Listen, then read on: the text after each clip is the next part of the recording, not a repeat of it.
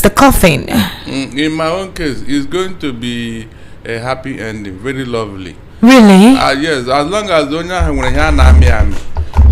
So that but Barrister, you need to explain in English what Hanamiami is. There are certain language that don't have English name in it. It's very important. This is national radio, so when we use certain terms that is not generally well understood, you will have to explain so everybody understand the context you're coming from. In fact, that's why we are working together. Where I miss out, you can fill in the gap. Or you tell them Hanamiami.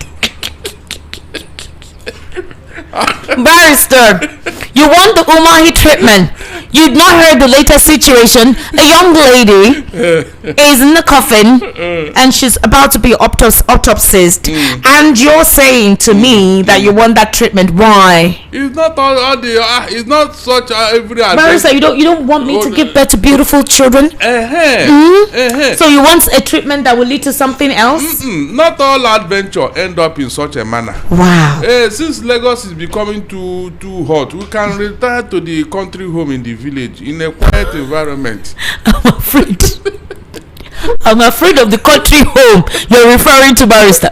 No. That particular country home is a dangerous one, no. Because you enter somewhere, nothing happens, and then they're saying something else in the morning that is unalived. Esther, you can be very sure. What are you telling me? With me, you are very safe. Barrister, are you sure? Very safe. Because from all I've been doing, the Minister of Works is saying now that after breaking his silence over the death of the physiotherapist Miss Mary Habila, a staff member who died at his residence in Uburebo in State, he's saying that she was like a daughter to him. Barrister, am I not a daughter to you?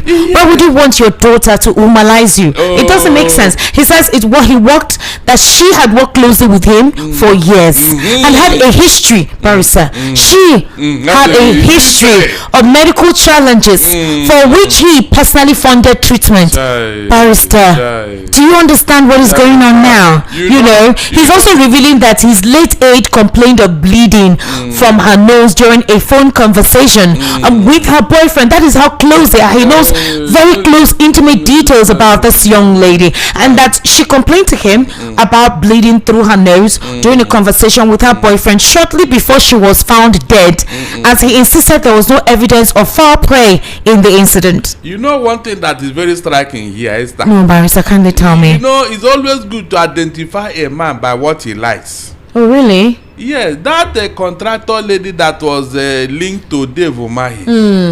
She was very busty and very succulent, and you understand. Those people they're very chubby. Okay. This other lady too, the same specification. So why are they always linking Dave Umahi with things like that? Esther, can you give me explanation? Yeah, these are issues. So when you like certain things. At the end of the day, Barrister, this is not funny actually. If you look at the circumstances surrounding this. Esther, since the federal government is making it to look like a funny joke, let us use it as a joke, because in a serious country, Dave Umahi will not remain in office 24 hours after this thing broke. Like we said in the World News, what are staff members doing in your country home? That unofficial They said official visit, Barrister, but they didn't tell us precisely what kind of official visit. That is what I'm trying to find out. What are both of us are trying to find. That's why I was wondering. That's why I said, why would you want such a treatment? For example, he said that she's like a daughter to him. I'm supposed to be like a daughter to you. So you're sure you're not supposed to be expecting a certain kind of treatment that leads to elevated pulses, adrenaline, that could supposedly cause an aneurysm, which leads to a nosebleed, a tongue bleed, or peeled thigh. As if we have not had fathers, biological fathers who slept with their daughters. As if we have not had it. Well, Barrister, you know that many are roaming but very few are sane. So all those talks are for the gods. The thing is that what are staff members of the ministry doing in your private chalet at home, in your country home? What are they doing there? Esther, what are they doing there? Can you tell us that official duty they are performing in your village?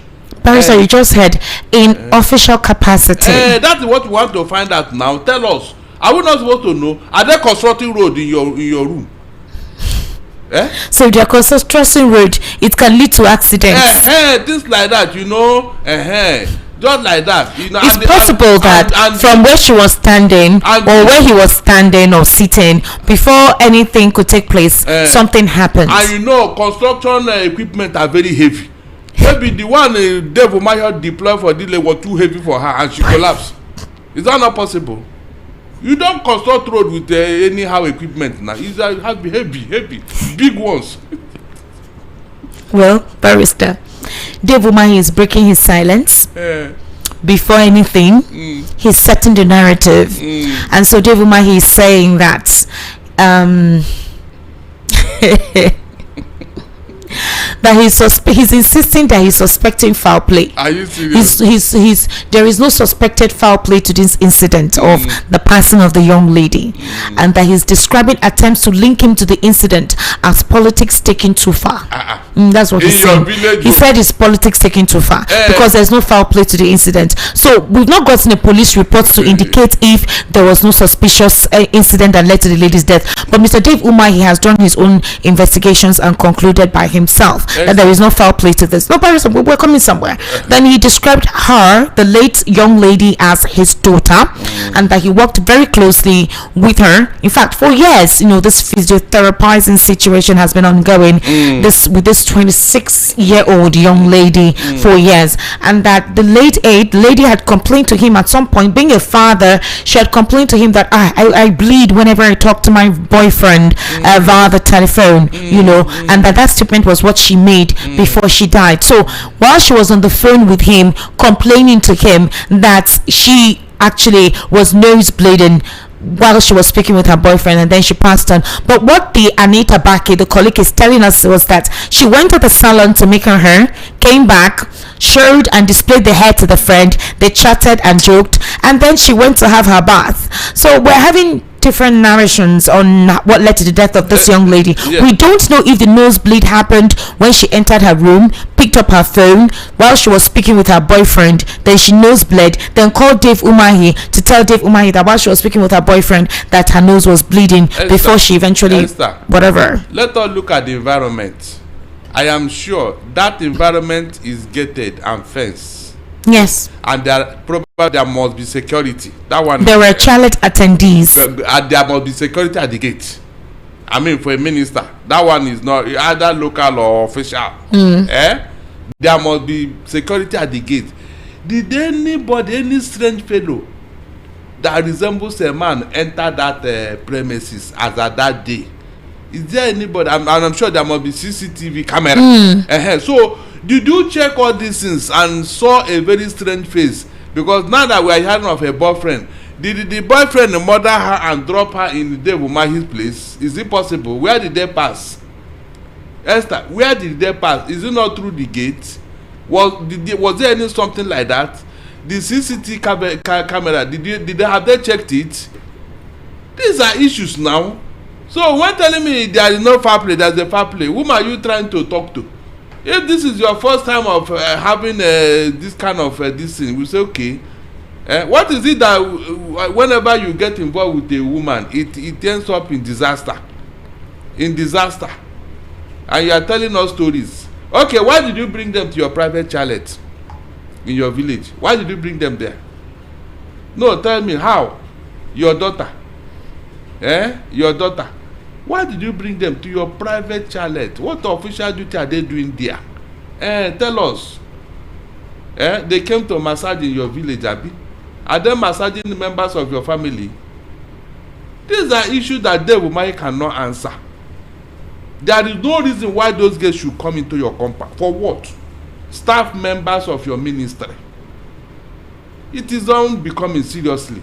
And they drove down. It wasn't like they drove down from wherever. Can you imagine? So, according to what the minister is saying during a press conference to update the public on newly approved projects by the president, because he said the president is a healer, Umahi disclosed that the deceased was a nurse employed by the Federal University of Health Sciences, Ebonyi State, contrary to reports describing her as a physiotherapist. So, who gave permission for that physiotherapist narrative to go viral? I wonder. Okay, now the minister's comments comes amid widespread public interest and speculation surrounding the circumstances of the young woman's death after reports emerged that she died in one of the ministry's guest houses. So while he was providing his first detailed account of the incident, Umahi said the deceased had been working with him for about 3 years and enjoyed a close relationship with his family. He also appealed to the deceased family to permit an autopsy to establish the exact cause of death, revealing that he had directed that the body should not be released for burial until the procedure was conducted. And this is despite the deceased father saying that he doesn't want an autopsy conducted on the body of the daughter.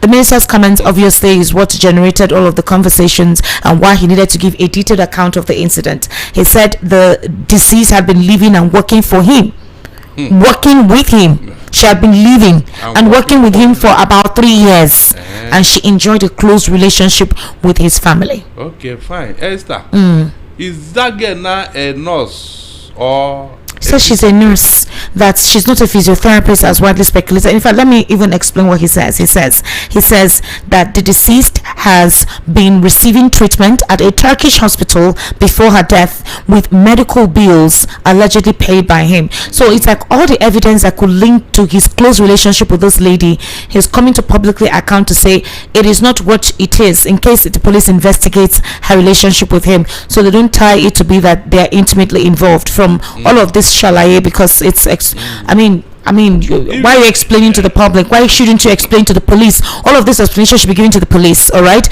So according to him, he says that he wants to correct everything about the girl and his ties, and how some politicians or opposition politicians are using this to tarnish his person, and they're taking it too far. So Dave Umahi is saying that she was receiving treatment at a Turkish hospital before she died, and that the medical bills allegedly were paid by him. He also said that she has her medical records being paid by us, that the last one was on the 5th of April and it cost him 2.2 million naira. Are you serious? That the records are there. He paid 2.2 million naira. Umahi also narrated what he said were the deceased final moments before she was found dead, claiming that she had complained of bleeding from the nose during a telephone conversation with her boyfriend shortly before communication stopped. That's what he says. So she said she spoke to her boyfriend at the hour of her death. So he was speaking. Esther, look. Barrister, hold on. Let's get this thing clearly. She spoke to her boyfriend at the hour of her death, yes, and complained that she was bleeding from the nose. The boyfriend said, no, you have to report it. She said it had stopped. The boyfriend then said, listen, I will not continue this conversation since you are bleeding. It will increase the bleeding. She told the boyfriend, don't cut the call. He's narrating the exact words of this girl, and you're not in the room. But these are exactly what she told you. So he said she told the boyfriend, don't cut the call. The boyfriend cut the call. 3 minutes later, the boyfriend called again, and that she was not responding. Okay. That the deceased had earlier informed her boyfriend that she intended to take a bath before communication ceased. That even in the morning, she told her boyfriend she was going to bath because she had locked her door. When they discovered something was wrong, they broke down the door and discovered her dead. The tap was still running. Okay. The minister stressed that the guest house where the deceased died was located far from his personal residence, arguing that it was unfair to hold him personally responsible simply because the incident occurred within facilities linked to the ministry. That what baffles me in this country is that everything becomes an opportunity. There is a guest house where she and other medical personnel stayed, and that is very far from where I stay. Does it mean that because somebody dies in the Ministry of Works, the minister must be accountable for that? He lamented what he described as attempts to exploit the young woman's death for political purposes. That people should be careful when they want to use the unfortunate death of a young girl to play politics. If we have a hand in the killing, it will follow our families and us. But if we don't have a hand in it and you're jumping into it, be careful. Life is spiritual. Now, are you not trying to say that a jealous lover is involved here? Because the boyfriend has come into the picture. My question is the exact words of her conversation with her boyfriend. Look, Esther, this is what they are telling you. Can we go to the phone log to extract this conversation to know whether somebody is actually telling the truth or giving a Barrister, from everything this man has disclosed to us, this lady has been living with him for years. That she's also a close member of the family. Okay. That's not the only thing, Barrister. The second thing to align is the fact that monies for her treatment with a Turkish hospital can be linked to him. He has been paying 2.2 million. The latest was 2.2 million naira. So all these connections and close connections that can link him to this lady, which can nail him. Actually, he's now using his mouth to say it and say that it is not what it is. Now, if it were you or maybe a Mr. Peter Obi or someone else, tell me how this narrative will be taken. Yes, again, area and I put 2 million. I mean, what is the sickness? He says she has a health challenge. Guinea corner challenge. Guinea me health, yeah. No, tell us. Well, look, don't give us half truth. That she has stayed with him for 3 years. That's why he said she's like a daughter to him. That she was a staff member of the medical science or something. You know, that she had been receiving treatment even while she was for 3 years. She has been staying with him. She's like a daughter to him. She has stayed with him for 3 years. She was a staff member of the Federal Medical University. She was a nurse and not a physiotherapist. And her family and his family are like one family. How did they get in? How did he get in contact with this lady? Is she the only person in that ministry? How come she is the only person involving herself with Dave Umahi? No, tell me, there must be a reason. What is the connection? Because for you to say you are close to the family, this and that, what linked you? What was that thing that linked you to this girl who has a health challenge, and you have been battling it with her, you know, without the knowledge of anybody? So with all of this explanation now, are we saying that an investigation cannot be carried out by the police? It must. The boyfriend need to come in to tell us whether what he said is the truth, Abi. Because the guy was involved in the conversation. What if the guy comes out to align with what Umahi says? We'll take it off from here. Two of them will now have to explain. Two of them will explain. Because that girl couldn't have died in such a manner for nothing. Esther, it's not possible. If there was a serious issue, she would have called the friend whose own room is adjacent to her own. Is that not true? She would have come out to call the friend now, alert the friend. She couldn't just lock herself inside and die like that. Yeah, and even some of the evidence that the forensic expert needed, they must have destroyed it in that room. Esther, they must have destroyed it in that room. What are you telling me? You have not seen when men are lying, Abi? Esther, have you seen when godfathers are lying? Godfathers, mafia godfathers, have you seen them? Pretending as if they don't know what happened. Meanwhile, the mayhem was caused by them. Go and watch the Godfather. You are telling me stories. I'm not telling you stories, barrister. I said, with this thing he said that police need to interrogate somebody. Well, he's already releasing, so in case they investigate and see stuff. Is he supposed to be talking for the police? It's the police that will bring out this into us, Esther. You cannot be a judge in your own matter. You can't. You cannot.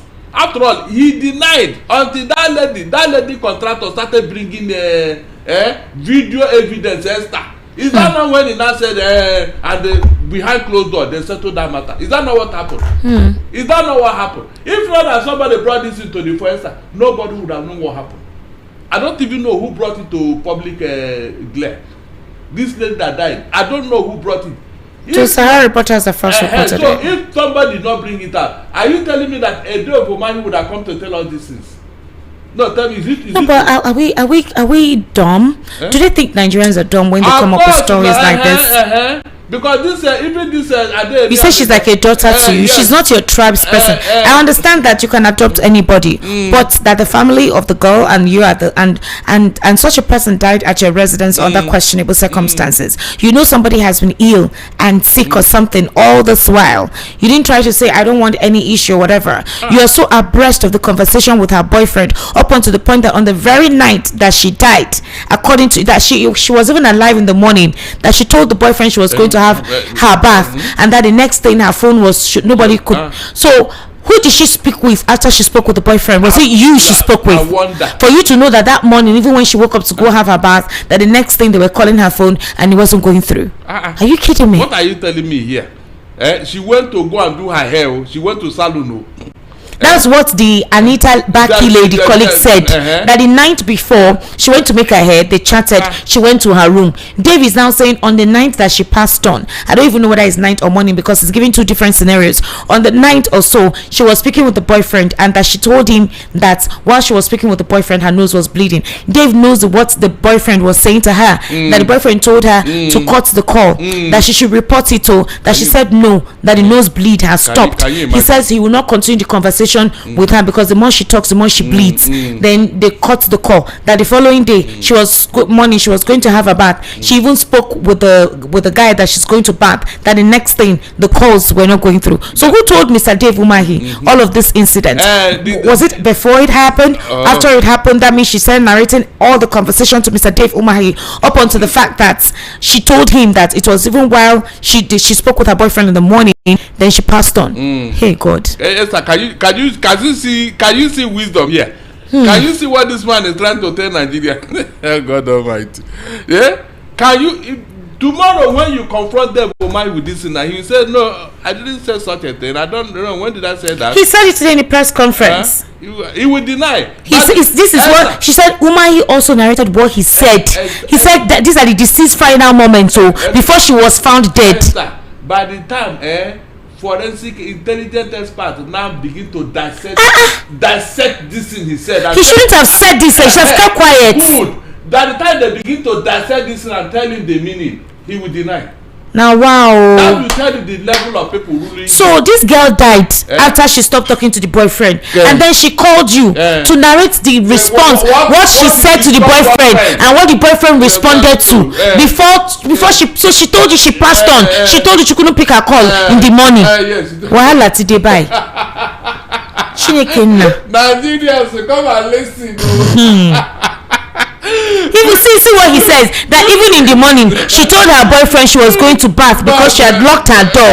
When they discovered something was wrong, they broke down the door and discovered her dead. The tap was still running. They did not tell us that it was the boyfriend that told him. He's saying that she told him. That means a dead girl is talking to Dave Umahi. Anugum. Nigerians, come and hear exclusive from VOP. Obu for VOP. It's Mr. Dave Umahi. He's exclusive from the Minister of Works. Oh my God. Sir, he held a press conference to clarify what happened though. That's what he said. A dead girl was talking to him. Because he said these were her final moments before she was found dead. That's what he said. You can imagine. The level of. So we don't know if this conversation now the boyfriend tell her or na the girl call her for phone they tell her. I said by the time they begin to dissect this thing to him and tell him the meaning of what you are just. You said no, I don't mean it that way. I was misquoted. No, it was on a wrong context. In fact, it was not on that. They will find a way to cover this in his head. But from all indications, they might have a question to answer. Barrister, wahala dey. Can you imagine what he was talking out of panic? Esther, Dave Umahi spoke out of panic. Maybe nine.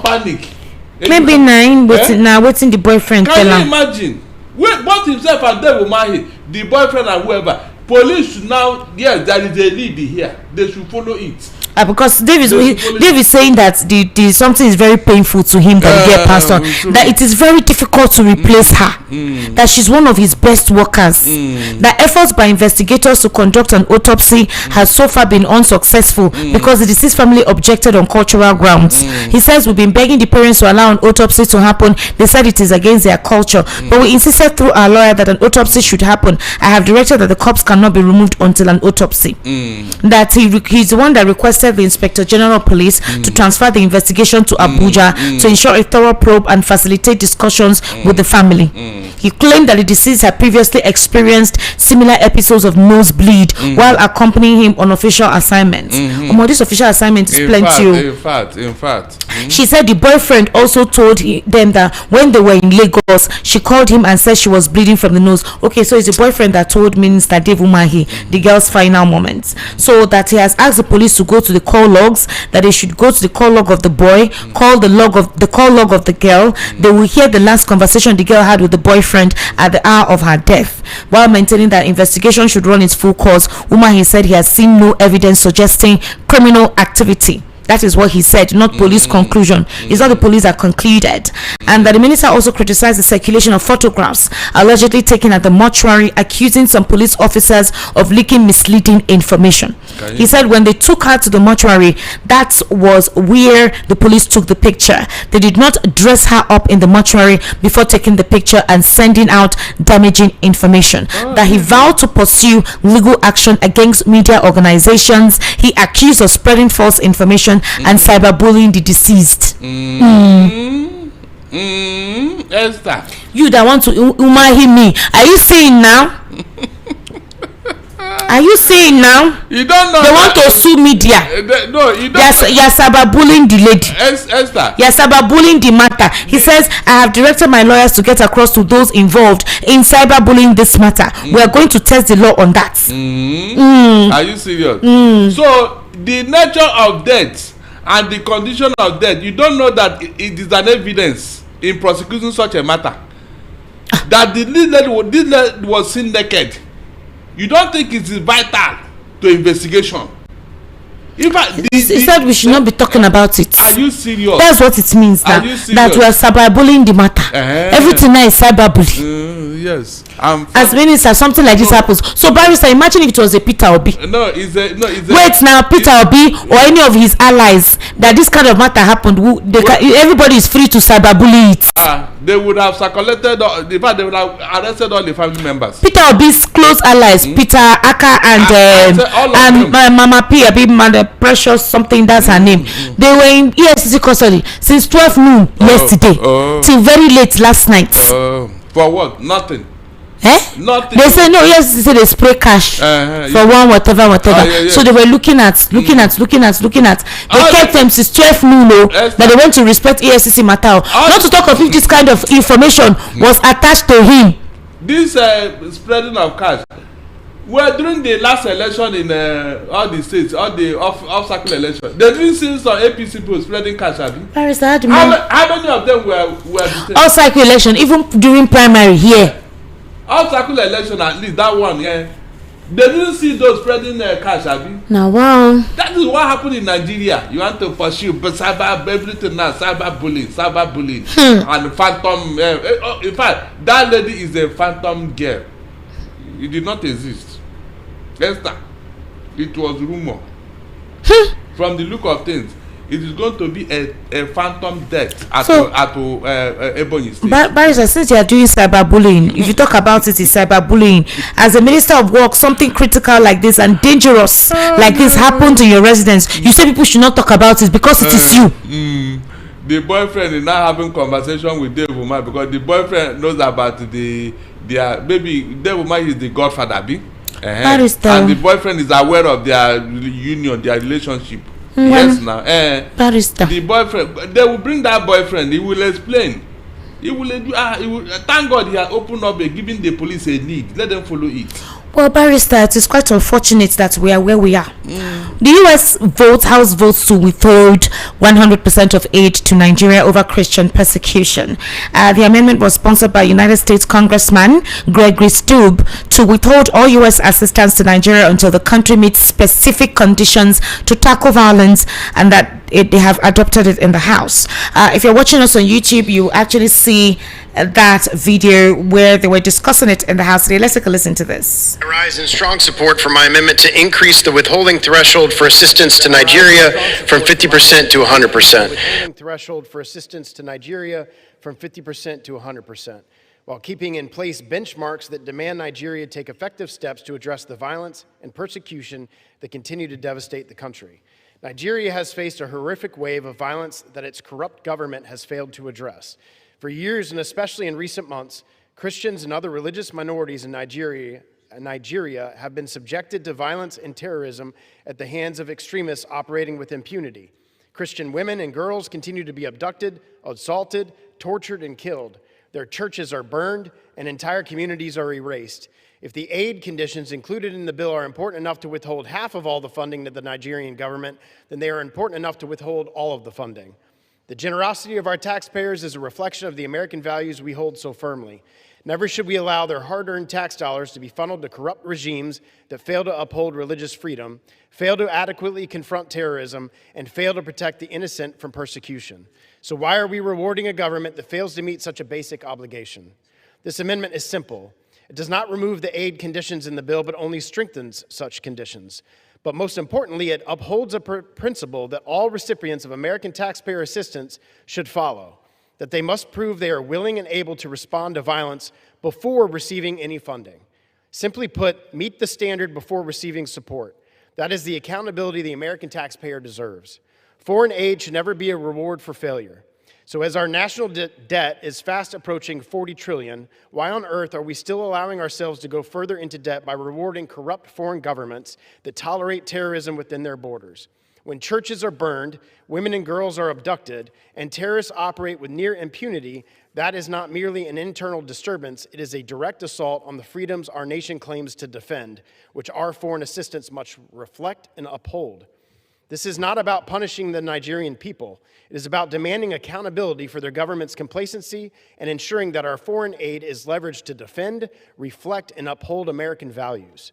Even the underlying bill recognizes the Nigerian government's failure to meet the standard, yet it still allows for half of the funding to be released anyways.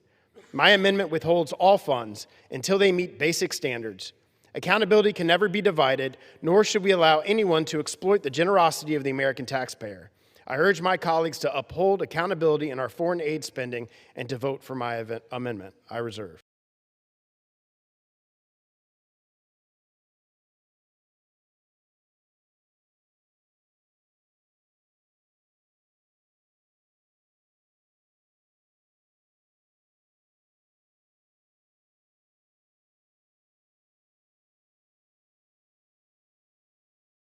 It for criminality.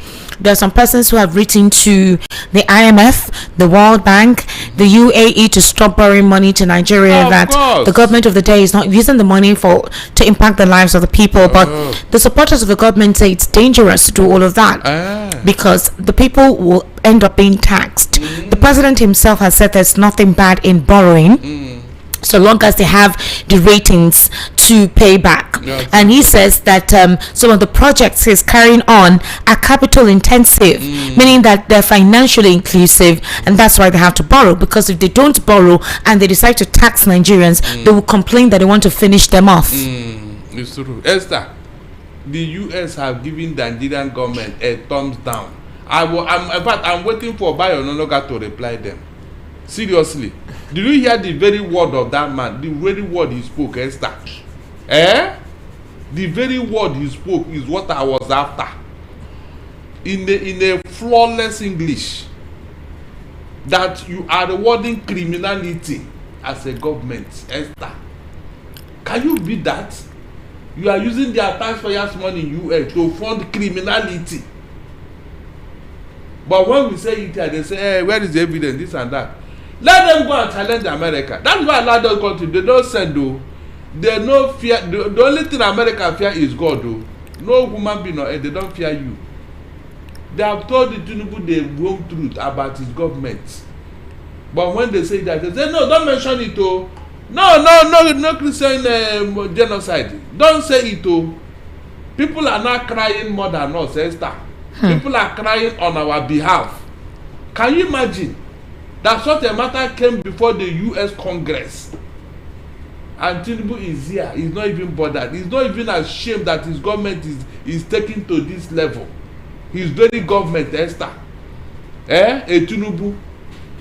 I don't know why they don't bother when this type of thing get out of the country. That is this type of news about Nigeria. Do you know how this thing has spread all over the world, Esther? It was in Congress now. It's not about spreading all over the world. It was in Congress. It was televised. The video was playing on YouTube while it was on television. From that Congress, I said the whole world now is aware of this thing. The whole world. That is American Congress. They have had all these things. Tomorrow, start demarketing Nigeria. Meanwhile, you are the chief. The chief marketer is the chief demarketer of Nigeria. Can you see it? Imagine if Tinubu had done the needful without sentiment. But Barris, I thought they paid some monies to clear this narrative. The money is not working. It's not working. You had first of all $90 million or $90 billion, then $150 million. Look, that did not work. I told you here that a 6 months old pregnancy, you can't cover it with your hands. It's not possible. The thing I got in the told more that there are some decent human beings in America, and those people, they are more in number. That's why that country is moving forward. No matter how you bribe, you can't bribe all of them. You cannot bribe. Even Donald Trump cannot bully even his own party members in that Congress. They will tell you the truth. They will tell Donald Trump the truth. But here, you have a legislator that is just literally saying that they are errand boys to Tinubu. Errand boys, errand boys. Look at it. Their own proposal about the state police, they have thrown it away and adopted that of Tinubu. Esther, what does that tell you? Just a very perfect example. Can such a thing happen in the US? Can it ever happen in the US?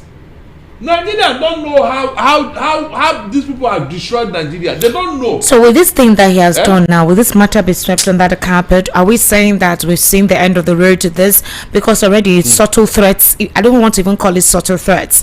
Mr. Dave Umahi is saying that anybody that talks about it is taking politics too far. Mr. Dave Umahi said he has instructed his lawyer that anybody or even media organizations that talk about this matter will be sued because they are cyberbullying the late young lady. So in other words, he's saying that we should not talk about it because to him, anybody who talks about it is politics. They're politicizing it and they're against him. So in other words, you're trying to silence the press or silence anybody from logically reasoning as to how a young lady came to your residence or a part of your residence for official visit and passed on under questionable circumstances, something that if any not young man or any Nigerian had done before any court process, the person may have been lynched to death. The mob may have attacked him. If not him, they may have attacked his family, or the person may have stopped existing. Or you're telling me that in this kind of scenario, considering the kind of office you occupy, that if any politician whatsoever who considers himself to be in opposition, whether Atiku Abubakar or persons aligned to him or Peter Obi, you're saying that you wouldn't talk about this? You wouldn't even call for the ICPC or the DSS or whatever to take him and clamp him down immediately before you're even trying to listen to him. But you are not even taken somewhere. You're giving a press conference, you're narrating, you're even saying that you've been giving money to this young lady, you've been treating her, you're close to her, she's your best staff, she's like a daughter to you, and been working with you for 3 years, and I'm trying to understand what obscenity it is, and then you dare threaten people not to talk about it. Esther, that will tell you where we are. Impunity is the order of the day. Impunity. Look, I have told you here that before you can become APC member, there are 3 criteria you must observe or you must have.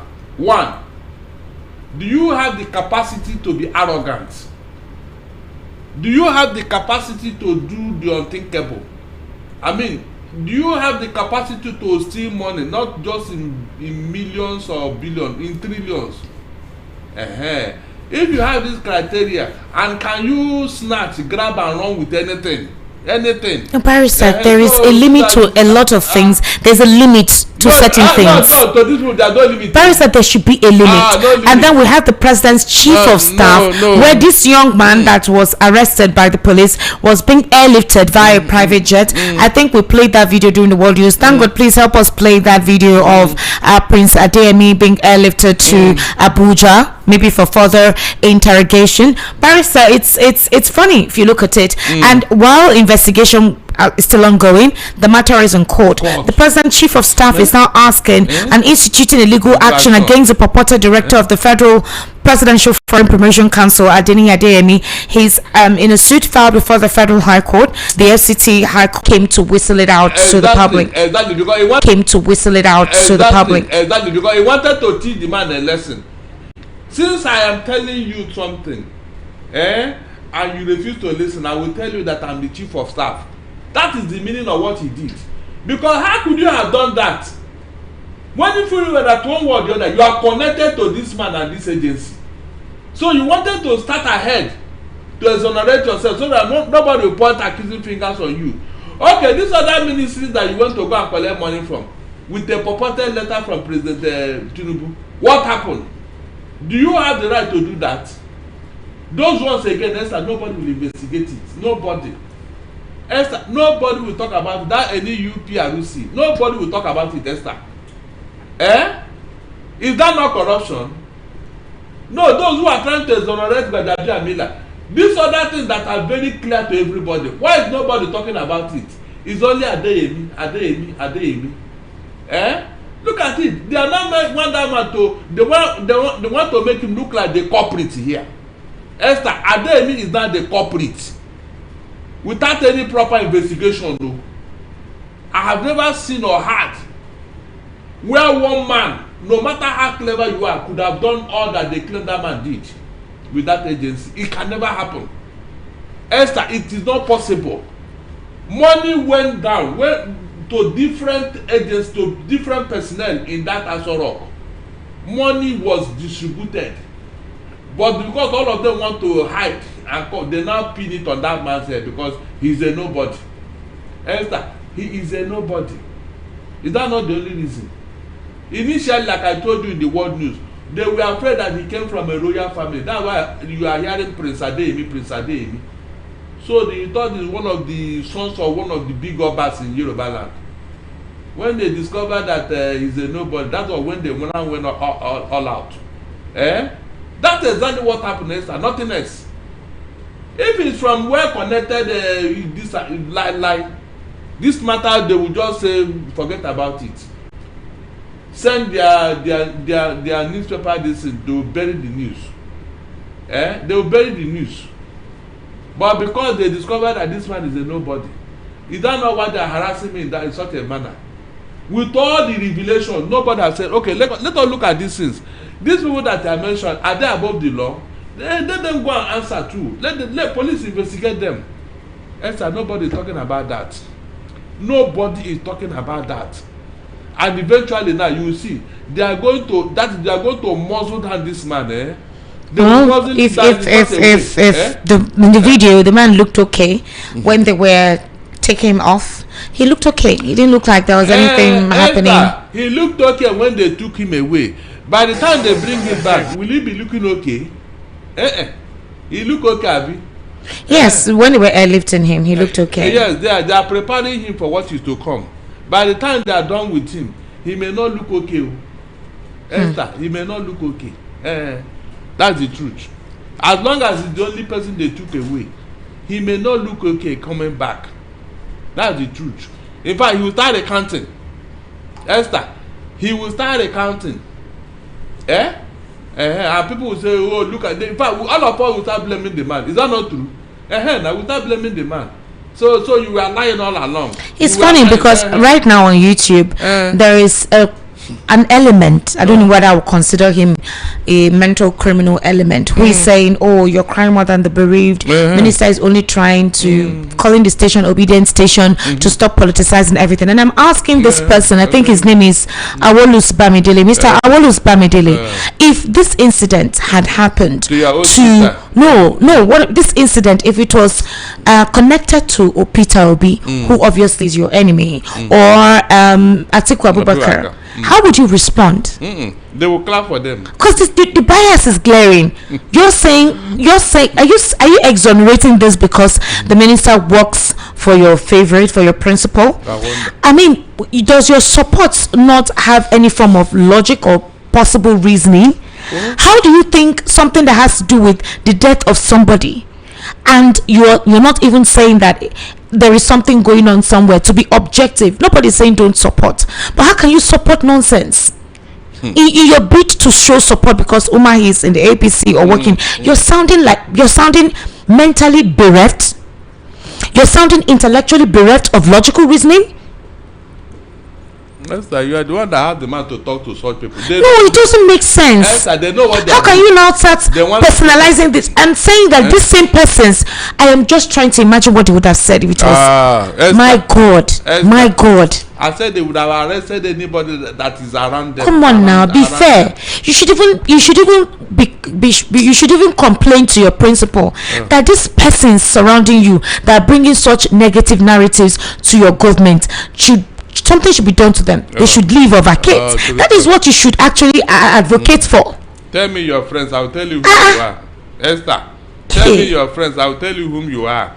Oh, wow. It will be impossible for any decent person to work with this administration. I mean, decent person. No, in the bid to support, you now lose your sense of reasoning, because your sense to logically reason issues. They thrive on indecency. They thrive. I said, what is bringing obedient station, bringing whatever to this whole thing? How? What's the correlation? Leave them. Invite them to come here now. They will run away. They won't come.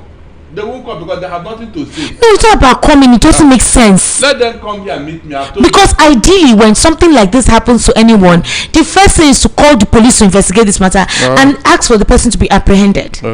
Now the man is speaking. The man is telling us. Look at the story he's telling us. But let me give you this information. I don't know if you've heard about it. There's this young blogger who resides in Asaba. Olanibo man. Apparently, the guy is being accused of raping a young lady. Yes. The young lady did a video before she died, and that video went viral. The police has eventually caught the man, and the man has said he doesn't mind. He will do anything to make sure that this matter is settled. Like he made a mistake, he's sorry. This young lady was crying while she was doing this video. I think she's from Warri. She's a Warri babe, and she was like, if anybody is watching this video, I would have already been dead. Barrister, everybody is criticizing. If people are saying that man that is in the police station looking normal and healthy, when they never use something combusting brain where everybody still speak English, everybody, even his own tribesmen are asking questions. Say, now so woman hungry you reach, you dey popular, you criticize, you make all forms of comments against the government of the day, against perpetrators of actions like you know if you go pay to enjoy yourself, that you had to rape a young lady, and the girl allegedly the young lady is a virgin.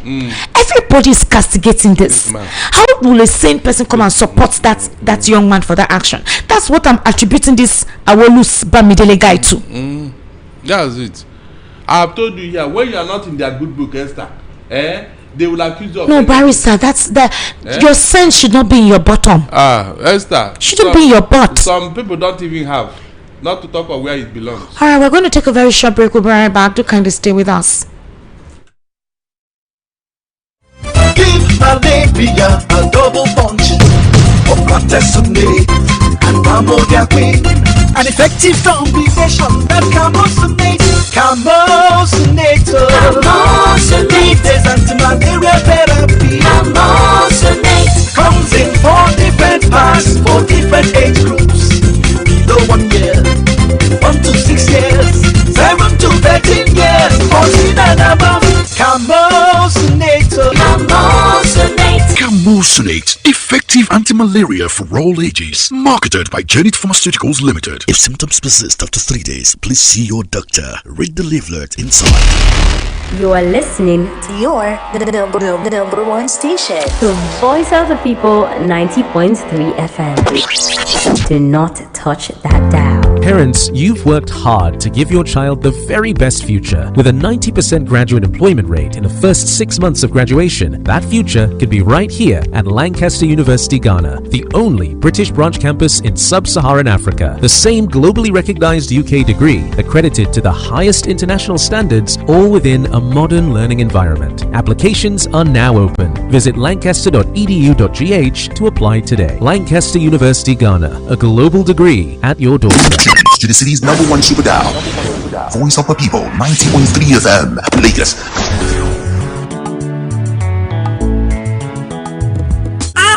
House dey dark and NEPA bill dey choke. E dey worry you as e dey affect your business. Solution don come. Imagine say you wake up for morning, light no shake, fridge don block, business no get wahala, everything dey okay. No be dream o. With Yohaco, na you dey control your light. Yohaco dey sell gas cooker, freezer, fridge, and dem go furnish you with modern kitchen o. Whether na inverter, batteries, car panels, smart street lights, in a solar AC system where you want use for house, business, and for industrial work. Yohako stand chim to help you. Bye to NEPA bill. No wait till transformer go spoil again. Oh yeah, run call Yohako for 070-121-30260 or 080-324-82573. Or you fit to call 080-669-60066. For Lagos, we there for shop F1179 Industrial Section, or Alaba International Market, or shop G6 Electronic Section, Alaba International Market, Headline,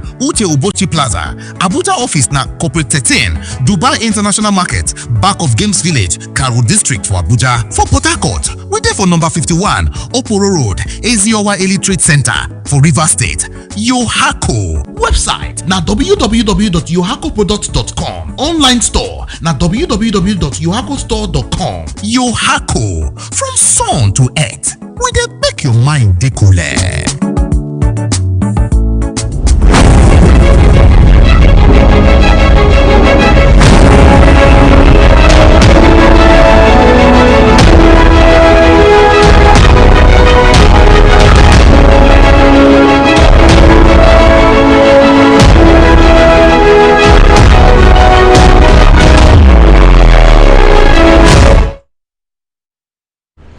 Welcome back. This is still the evening rush right here on Voice of the People 90.3 FM. Thank you for staying with us. My name is Esther Wachko and I've been speaking with Barrister Darlington Agumwa, my analyst this evening. Barrister, the Senate has passed the Federal Road Safety Corps Amendment Bill 2026. They're proposing a 50,000 naira fine for anyone convicted of hawking, trading or preaching inside commercial vehicles.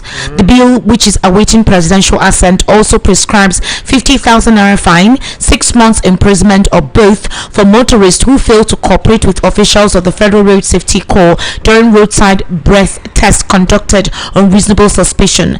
The amended legislation passed by the Senate today significantly increases penalties for several traffic offences as part of efforts to improve compliance with road safety regulations and reduce road crashes. So, under the proposed law, anyone found hawking, trading, or preaching inside a commercial vehicle commits an offence and, upon conviction, will be liable to 50,000 naira fine. The lawmakers said the provision was introduced to discourage distractions in commercial vehicles and improve the safety of commuters. Do you think this is a good one? It is not. Esther, it is not. For anybody to be doing that kind of trading, in fact, is a signpost of poverty. So, have you sorted out the poverty in the land before blaming the people for looking for a means to survive? Anyway, it's just 50,000, Abi. I was thinking they should have mentioned prison, so that in 1 week you will expand the Kirikiri 3 times to accommodate people, because every other person is guilty of that offense, especially in Lagos here. Especially in Lagos. Stop now because they're saying that it's a distraction to the commercial drivers when you're hawking, when you're preaching in the bus, when you enter a bus and say you want to save people's lives and lead them to Jesus Christ. They say you should stop doing it. When you do it and last man catch you, so you have entered your. No, the main distraction of commercial bus drivers is the Agberos. Who will that one they did not place fine on them. No, they will not talk about it, Esther. Were you not here when the people from Ejigbo told us what they are going through? They called on this platform when we were on our show. Is that not true? They told even that what the MC Oluomo told them. If you don't meet your target on a day, you are out. Esther? If you don't deliver in a day, your position is taken over by somebody who is serious. Esther, was it not said here? You mean such a thing is not serious enough? And whom are you taking this money from? From people who are already poor, who are already down there, that is down below. And so Oluomo is giving order that they should meet target. Target from what? And what are you doing? What are you doing, Esther? Instead of you to make such a law, you pretend as if you don't know what is going on. Is it not serious enough? At least, do you know that people, because of transport fare, they don't get home until Friday? They stay in office, they hang around in office. That is able-bodied men, rich men, people that breadwinners. When they calculate transport fare, they say, I cannot afford this, going and coming on a daily basis. Some spend 6,000, 7,000 naira going and coming from work, Esther. If you do that for 1 week and now do the calculation, your salary is gone halfway. Some people don't do that. They can't see their family until weekend when they go home. On Monday they come back again until another weekend. That is how they are living in Lagos here. Some stay with some gate men. Gate men, they squat with them. In the morning, before anybody can wake up, they just brush their teeth to do whatever and then rush off. And these are Lagosians, so Lagosians, Esther.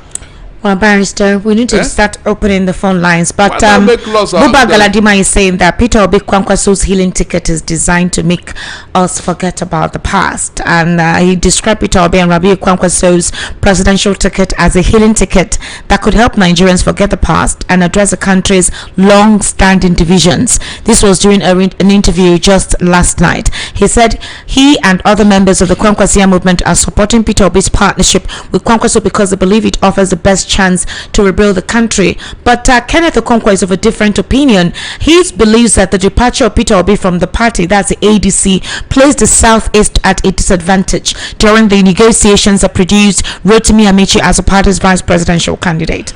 He says Obi's withdrawal from the process created uncertainty over who would represent the region in the party's presidential calculations. This was a statement he made very recently, just this morning, and obviously it was in response about Amaechi's reported emergence as running mate to the party's presidential candidate, Atiku Abubakar. I have advised Kenneth Okonkwo, Esther, I have advised him to stay off Peter Obi's case. He did not become the spokesman of ADC or Atiku because of Peter Obi.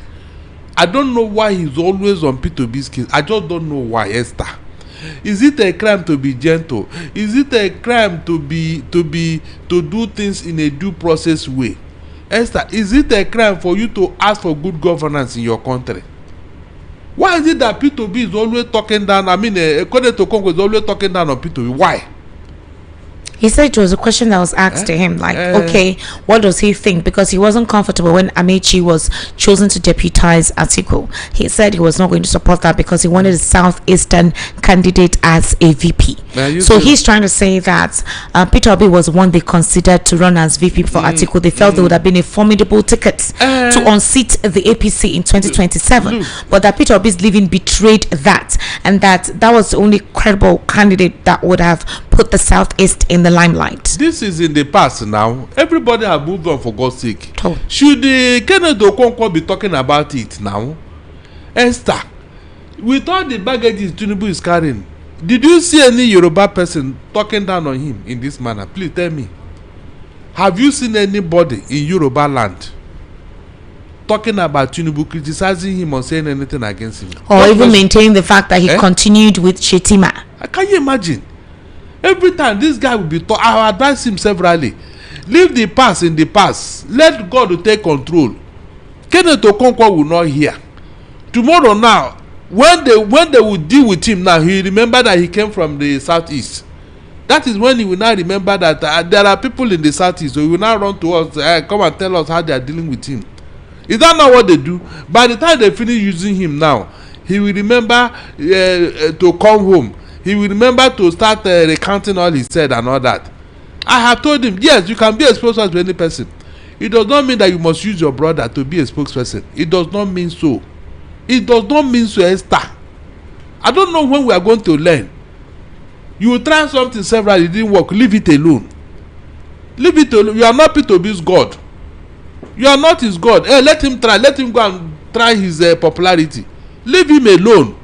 I don't know why you should be talking every time. Kenneth Okonkwo want to Peter Obi. Every time he wants to Peter Obi. Just to please Atiku, so that Atiku say yes. Was he hired to criticize Peter Obi? No, hold on. Did Atiku hire Kenneth Okonkwo just for Peter Obi? That is the question we should be asking him. The Igbo people from his own part of Enugu, and they will not talk to him now. The day they will deal with him now, and he will run back to the Southeast, and we say we don't know you. We say we don't know you. Go to those people that you are using us to drink beer in the beer parlor. Go to them. Go to them. When are we going to learn, for God's sake? When? This thing has been going consistently. This is the P2B that the whole Nigeria, the whole world have accepted, except Kenneth Okonkwo. Meanwhile, he cannot even untie P2B's shoe. The shoelace of P2B, Kenneth Okonkwo cannot untie it. He was just a Nollywood actor. I have told him, living in bondage happened in the 90s. Are you still in bondage? No. Are you still in bondage, Kenneth Okonkwo? All right, ladies and gentlemen, it's time to take back your health, your strength, your life. We're introducing the natural powerhouse from Emerald Global, the 100% organic plant-based wellness solution transforming lives across Nigeria. This is not your regular supplement. Oh no, it's Emerald Global's natural formula is loaded with rich bioactive plant compounds that work wonders in your body naturally. So what are the results? Obviously, it balances hormones, boosts immunity, acts as a natural antioxidant or antibiotic, relieves allergies and fights infections, improves digestion and lowers bad cholesterol, normalizes blood pressure and boosts blood circulation, obviously reverses diabetes, eases arthritis, tackles typhoid and malaria. All miracle in a bottle. And what are the more additives? Basically, boosts your libido, improves vision, supports kidney and liver health, enhances male and female fertility, fights fibroid, ulcers, asthma, prostate issues, stroke, and more. It's considered a true diamond mine of wellness. And what is the big one? When you visit Emerald Global, you get a free health checkup plus a free tutorial on how to maintain your health naturally. Yes, it's completely free. So why do you wait? Visit exactly on Friday, 17th of July 2026 and Saturday, 18th of July 2026. The time is 10 a.m. The venue is number 1 Odebumi Street, Demos Plaza, Maikam Bus Stop, Egbeda, Lagos State. You can call the following numbers: 081 390 35695, 081 390 35695, or 070 41 54 3193, 070 41 54 3193. Now you call those numbers. Remember, you get a free health checkup plus a free tutorial on how to maintain your health naturally. They say it's completely free. So for those that cannot make it, you contact to dispatch it to your location. So you contact the numbers I called to dispatch it to your location if you cannot make it physically to the venue of the program or the meetup. All right, so test and see. With Emerald Global, nature heals, restores, and transforms. All right, ladies and gentlemen, it's time for us to take your calls on the conversation we had this evening. And either you agree or oppose Barrister Darlington's analysis this evening. We've already been able to lay out the pointers. And for some of you who would say, oh, Esther, you don't have to talk about this.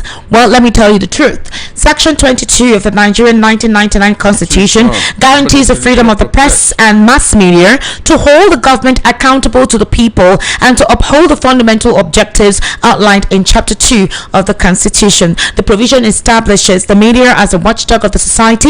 It gives journalists and mass media agencies the constitutional right to monitor the government and government officials. The idea is to ensure that public officials remain responsible and accountable to the citizens. So if a minister is attached to somebody's death, it is the right of the media to ask questions as to how a young lady died in your residence, and how come this particular young lady suffering from a disease you cannot mention, a disease you've been paying money for. The latest is 2.2 million naira. She's resident in your home. She's seen as your daughter for 3 years, and you're beholden to all the conversations she's been having with the boyfriend, and you're threatening the press and any other person with cyberbullying and saying they're politicizing the situation. Even you as an individual, if you hear somebody close to you has this kind of circumstance on their hand, are you not supposed to call the police to investigate? Wouldn't you even raise alarm just because you have a portfolio as the Minister of the Federal Republic of Nigeria? You're threatening anybody who talks about it. Well, that's the Constitution, Mr. Dave Unmahi. Just in case you want to silence anybody who is talking about this matter, another. It is a dangerous situation, and it calls a question,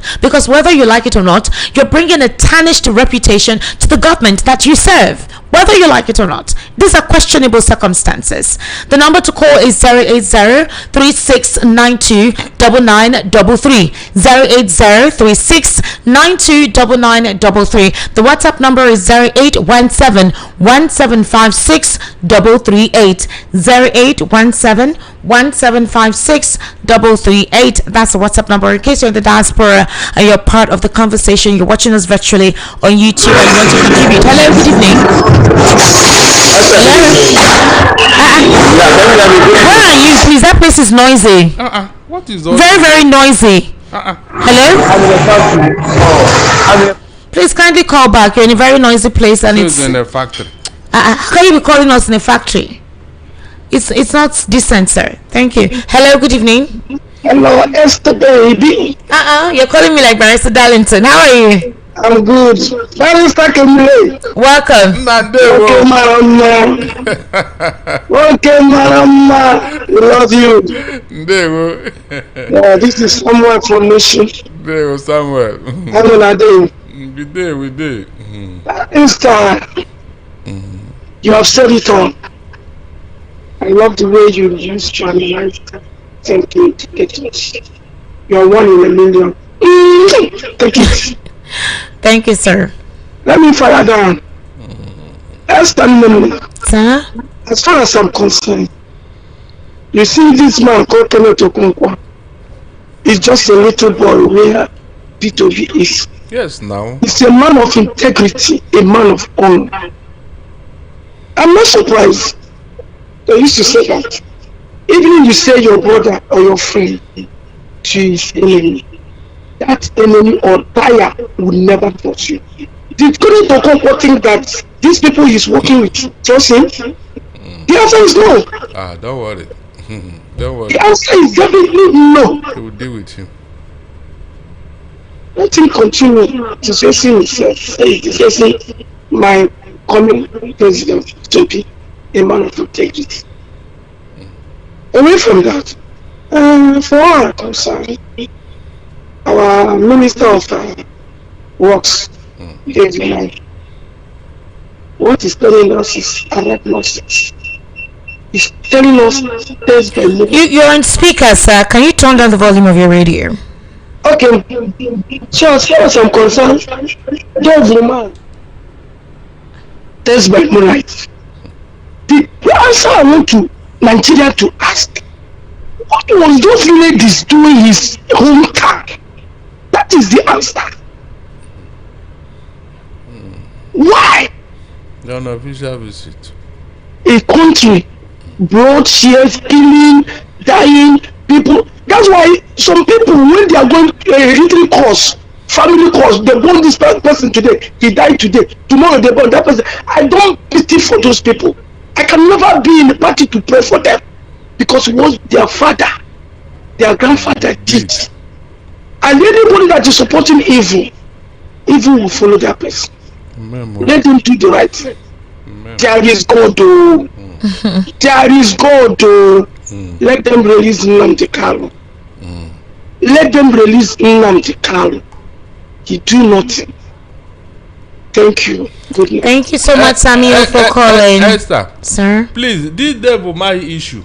If we did not talk about it now, some people will even use it against you. Because that Hello?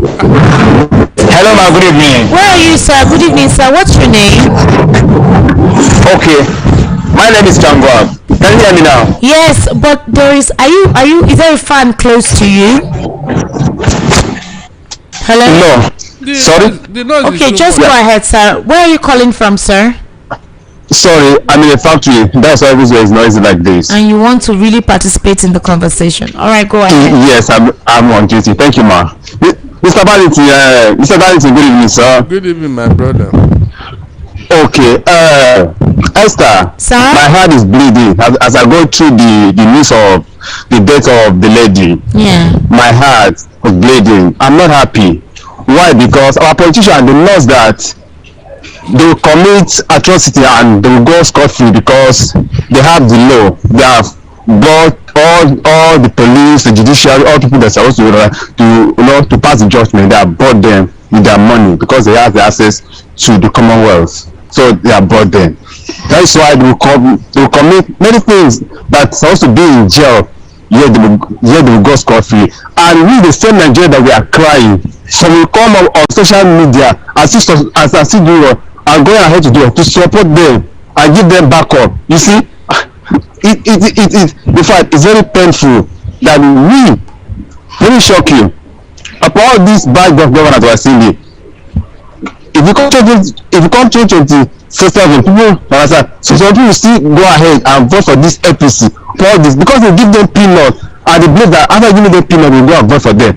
Yet they still go back and continue to lament until we come to this realization that our vote and we must hold all our office holder accountable and we have this spirit of unity. We come together and fight evil people before Nigeria we progress to where we want it to be. Good evening. Good evening. Thank you so much. This man is a determined man, like very determined man. Yes. Hello, good evening. Turn down the volume of your radio, please. Please, when you call, turn off your radio. Turn it off completely, please. Hello, what's your name? I'm sorry for that. Good evening, sir. Yeah, it's Mayor from Kotogwe. Mr. Mayor, welcome, sir. How are you? Yeah, I'm fine. I'm okay, but I'm not sure that's fully okay. Because sorry. I'm hearing, yeah, I'm not okay. No matter being in Nigeria should be okay. Period. Whether you are Yoruba or Igbo or Hausa or see how people are being killed, you can't be happy. You can't be okay. Because if you don't make noise, tomorrow it can be your turn. I'm telling you. See, Esther, I'm a grandfather. I'm a grandfather by the grace of God. Wow. Imagine if that lady is happen to be my daughter. I wonder. What will I do? What will this happen to be my daughter? God forbid. What will I be? That will be the end of my life now. Because I know my sufferings from years, 30 years ago. My sufferings, and I begin to hear this story. That's the end of my life now. Esther, let's see. Okay, let's look at it in Plateau, in Niger, in Benue. They're all APC states. How will you go and canvass votes in that area? Mm-hmm. What will you tell them in Plateau, in Benue, and in Kogo? What will you tell them? Will you go there and campaign? That people are dying on daily basis at this APC state. And most of them that died is for Tinubu, APC, two of us. These people that kidnapped the work in your state, they are paying for Tinubu.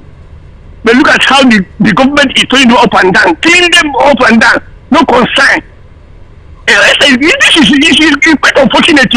I'm telling you. I look at in fact, when I stay alone, what is happening in Nigeria? Look at Americans are fighting for us. Our pastors. Where is our pastors? Where is our that created our pastors offering for years? Buying jets and planes, wearing suits up and down. Where are they? All of their mouth is shut up. Their mouth is shut because of what they will eat. Jail us. Christians, our shepherds are supposed to protect us. Our pastors, men of God in Nigeria, are silent. They are being murdered every day. God will reward all of them. What happened in Nigeria will happen to them and their family in the name of Jesus. Have a wonderful night. Thank you so much, sir. Thank you for calling. 08036929933. Yes, sir. Good evening. How are you? Esther Wachuku, good evening. Malik, my boo. Malik. No, not Malik. Malik. I called the other time. He said Malik is Batex from a brother. Batex. Yeah, I wanted to make Barrister jealous now. Yeah. Barrister Darlington, I greet you. Well done, Batex. How are you? Yeah, Barrister Darlington is my neighbor. Okay. All right. Batex, go ahead. I'm waiting for Malik to call me. Malik will still call you. Maybe it's on the traffic. They normally be on the traffic. All right, Malik, go ahead. Yeah, Esther, you see these people, I don't know what is going on. But Stability have already said it all. You see, these people, Kenneth Okonkwo, I don't know what is wrong with him. How can they use it as a weapon to your brother and you buy the story and they are tackling your brother? Kenneth Okonkwo, is he not the spokesman of P2B 2023? Yes. Yeah, I don't know what is wrong with that man. As Vanity is saying, he's still living in bondage. Yes, he's still living in bondage. This Kenneth Okonkwo, I don't know what is wrong with him. So I don't know, but if Kenneth Okonkwo, if I don't know what I will use and qualify him. A counselor is a very big part grade of this. I don't know. He cannot be a P2B shoe shiner. So shoe shiner, he can never be. I don't know why he's doing like this.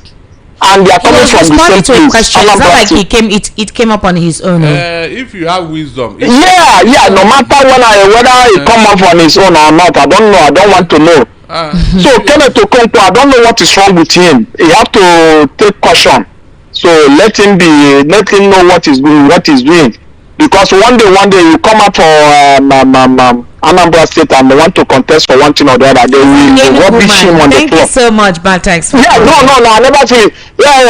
Listen, Dave Omahi, I don't know what is wrong with him. Or if it is an ordinary person now, they will go and arrest him and do this.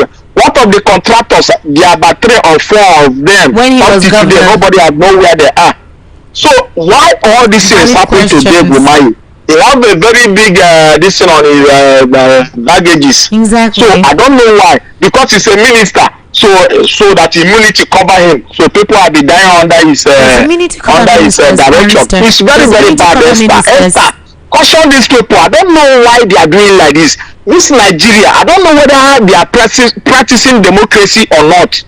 I don't know why these people are doing like this. Look at Nigeria did not qualify for World Cup and they approved some of huge amount for them to for World Cup. While Nigeria did not qualify. That's why. Thank you so much, sir. There is no constitutionally there is no recognized immunity for ministers. Hello, good evening. Good evening, Esther. Thank you so much. I'm sorry I picked up your call. I didn't want it to be that you caught up. What's your name, sir? No problem. This is Sunday calling from Mushi. Mr. Sunday, welcome. I've been trying to reach you since this why when Darlington dropped your gift for your birthday. So I want to support him with 5,000. Can you imagine? Oh, thank so please. So I want you to send your account number to me after speaking. All right, sir. So now what I want. Part of the dowry. Which dowry? Barrister. Ana chocolate legal. Nah, because I done. I got them. So Esther, you know what? What, sir? You see, this Nigeria government. Do you know how hard it is for Catholic Church to change the mood of their service? That is how hard it is for this country, the government of this country, to change their behavior in corruption. I'm telling you the reality. So in fact, just read what happens every day. There is no one day we just have a news that shows neatness, a cleanness in government. Nothing. Every day what we hear is all about corruption. In fact, just like saying, I am in charge, nobody can say anything. So with all this, you find out that this government stands in corruption. But what pains me is that they will painting pictures as if they are talking with kids. They be using mobile way as if they are dealing with people who don't have wisdom or sense. In fact, I'm even happy now that you are working towards the law way. I think you mentioned something like you are saying one section so and so. So I want personality to teach you more about law so that you will not have to talk to them more concerning the law they are bringing. But with the law.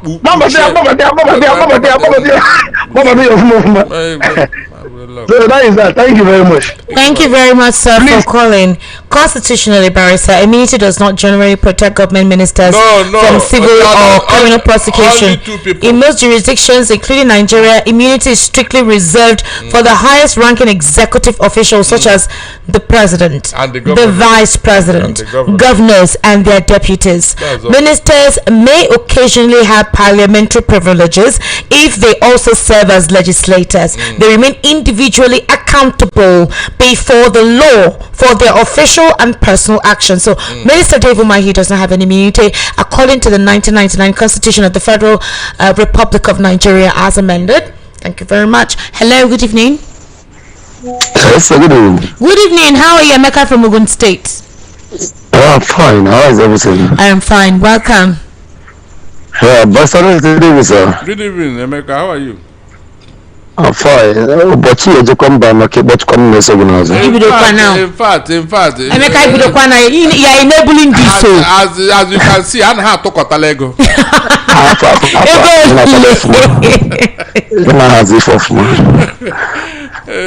What about Malam Bello? For a long time now, I've been asking of him too. I don't know what's happening. Please, if you know where Malam Bello is, tell him to send me a message. I bet Malam Bello will miss you. Please. Oh, I'm missing him so much. Yes, I want to talk about the one they say that if you preach in the bus, you're going to pay 50,000. That means anytime I'm going out, I'm going to pay 50,000 naira for pockets.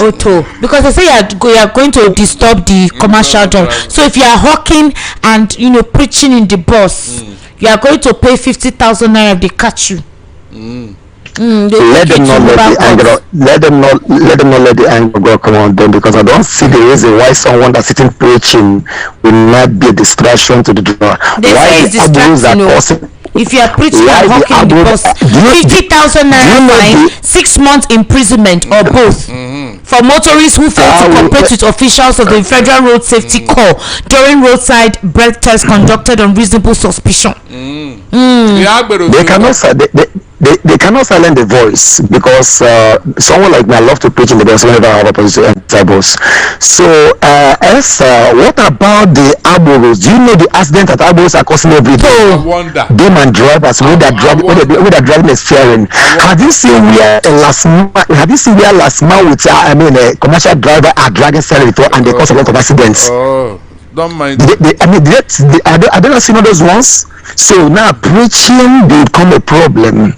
Let them not let the anger of God come on, because there is someone they may tamper with to collect that kind of money from them. Anger of God will come upon them. Yes, good evening. Good evening. Thank you for calling, sir. 08036929933. That's the number. Hello. Good evening. How are you? Hello. Good evening, sir. Good evening, sir. How are you? Fine, my name is Ralph. I'm calling from Satellite Town. Mr. Ralph, how is Satellite Town today? Good. Everything good. Everything soft, yeah? Everything set. No shaking. All right, welcome. Barrister, good evening, sir. Good evening, Let's talk about this hugging of a thing. I never seen this kind of law before. I don't understand.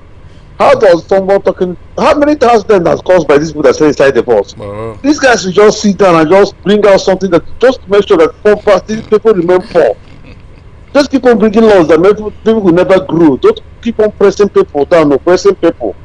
Then the issue of Adeyemi, I'm pitying the man. In fact, you see, when Buhari was in this country, he first introduced whistleblower. When the whistleblower tried to work against the politicians, they arrested the person that blew the whistle and they persecute him. Everyone run away from whistleblower. Of course, that was the end. See, they just want everybody to be like, if you're not corrupt, you can't be in their system. What that one is person to is what every Nigerian will rise against. It's not about tribe, it's not about tribe or political whatever. Then instead of David Umahi, I'll keep on respecting VOP. I was discussing with my brother last night when we were coming home that are you aware that no news agents carry this news, except since yesterday there's a post need. Most of these bloggers, none of them talk about this since 1 week, except yesterday, because yesterday when they had that the parents of the daughter said she doesn't have any case or whatever, they should go ahead. But this VOP is one that mentioned maybe in Twitter, in Instagram, we always steady. So major bloggers, none of them post about this issue until yesterday night and this month. I don't know whether they have bribed or they are caged or they're not writing the food to say. There's no such thing will happen. The sitting minister will still be there walking around talking about people to be in no position and things are going wrong. It's so pathetic. God bless BOP for making you guys are wonderful. Thank you, my brother. Thank you so much, sir, for calling. God bless you too, sir. Like I told you, all those naysayers and all these people who don't know how to talk, they will not see this. So, if we did not talk about this Dave Umahi and what has happened, because he's an Igbo man, because it's happened in Igbo state, because of this, because of that. There is nothing that will happen in this country that we are not going to discuss here, Esther. Barrister, let me tell you something. Nothing. You see my mom, she's the disciplinarian of the home. She doesn't care who you are. If you do wrong, she will disgrace you. She won't say, let's cover it and talk inside. And then outside, I will protect you. No. She will disgrace you from outside. I've told these people the character of the Igbo man. They she will disgrace you from out. When she disgrace you finish, you won't do that nonsense again. When a Kuremado happened, did you not tear it into pieces here? Hello, good evening. Yeah, we did. Good evening. How are you? I am fine, sir. Welcome. They will not hear. Good evening. They will, my brother. Welcome, Welcome, sir. What's your name? My name is Daddy's Man 7 Daddy's Man. Okay. Yeah, from 7 Okay, welcome, sir. How are you? You be our neighbor here now. He told you the other day that you should brand for corn. He told you now. It's true. Agbado. I'll come and collect it tomorrow. Walai. I'll come tomorrow. As I'm coming to work, I'll just stop by your place. Alright. You said? Yes. Say I to store my number, okay?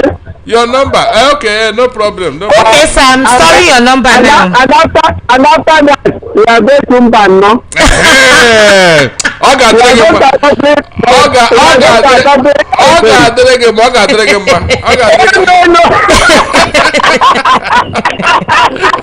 Can you hear the picture?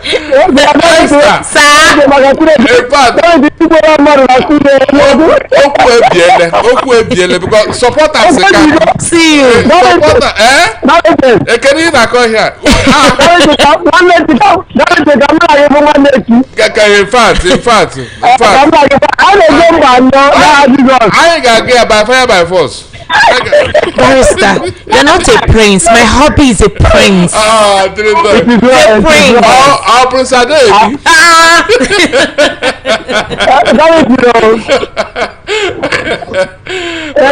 Sir?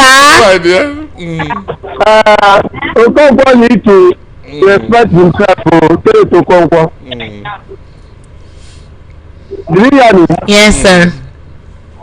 You need to respect himself because the guy is crossing the red line. We're planning on inviting him here. We're planning on inviting him here. I'll be delighted. I will be looking forward to meeting. We'll go find and question. Go answer. When I will call, answer. That's the one thing I like to do. Okay? Because the guy will let you. But of my with my brother. Alright, sir. Good night, Thank you so much. I'm very corn this season. All these sweets. In fact. Soft, succulent. Hello, good evening. Like that. Which one do you good evening, Esther. Good evening, how are you? Fine, I'm Maz. I'm calling from Germany. From Germany, what happened? There now walk. Welcome, sir. Esther, yeah, thank you. Good evening, Dr. Barrister Barrington. Look, I listened to Dave Umahi. You know what he was talking about was, I mean, look at this society. Like that society is just something extraordinary. I'm telling this you. man is supposed to be talking that at the police station. Over here, he will be saying what he's saying now at the police station. And the police will tell you whatever you say now will be used against you in the court of law. Yes. I watched it. I wept for that society. Because it's wrong. You're very wrong. You're addressing the press. It's the police you're supposed to be speaking to. And you're not threatening the press not to talk about it. And you've instructed your lawyers. Taloni. And the press were there listening. Oh God. This you see the impunity. You see the impunity How about again? Criteria for becoming APC. I told you, Esther, you thought I was lying. This one is not pass. This one is not APC. If you're APC, does not mean you will not have sense. Esther, you need to have sense. What did Daniel Bola tell you? That when you join APC, your brain will stop working. When he said it, you thought he was joking. Hello, good evening. Sir, Mazi from Germany, what happened though? The line went off. So, it's a criteria. You must know how to do this thing before you can join them, Esther. That is their principle. That's their mantra. 08036929933. That's the number to call. 08036929933. Hello, good evening. Hello, Esther. Good evening. You see, what's up? How you doing? I'm fine. I'm okay. How is that? Good evening. Good evening. Esther, I want to speak on this human issue for the first time. I've not talked about it on your platform.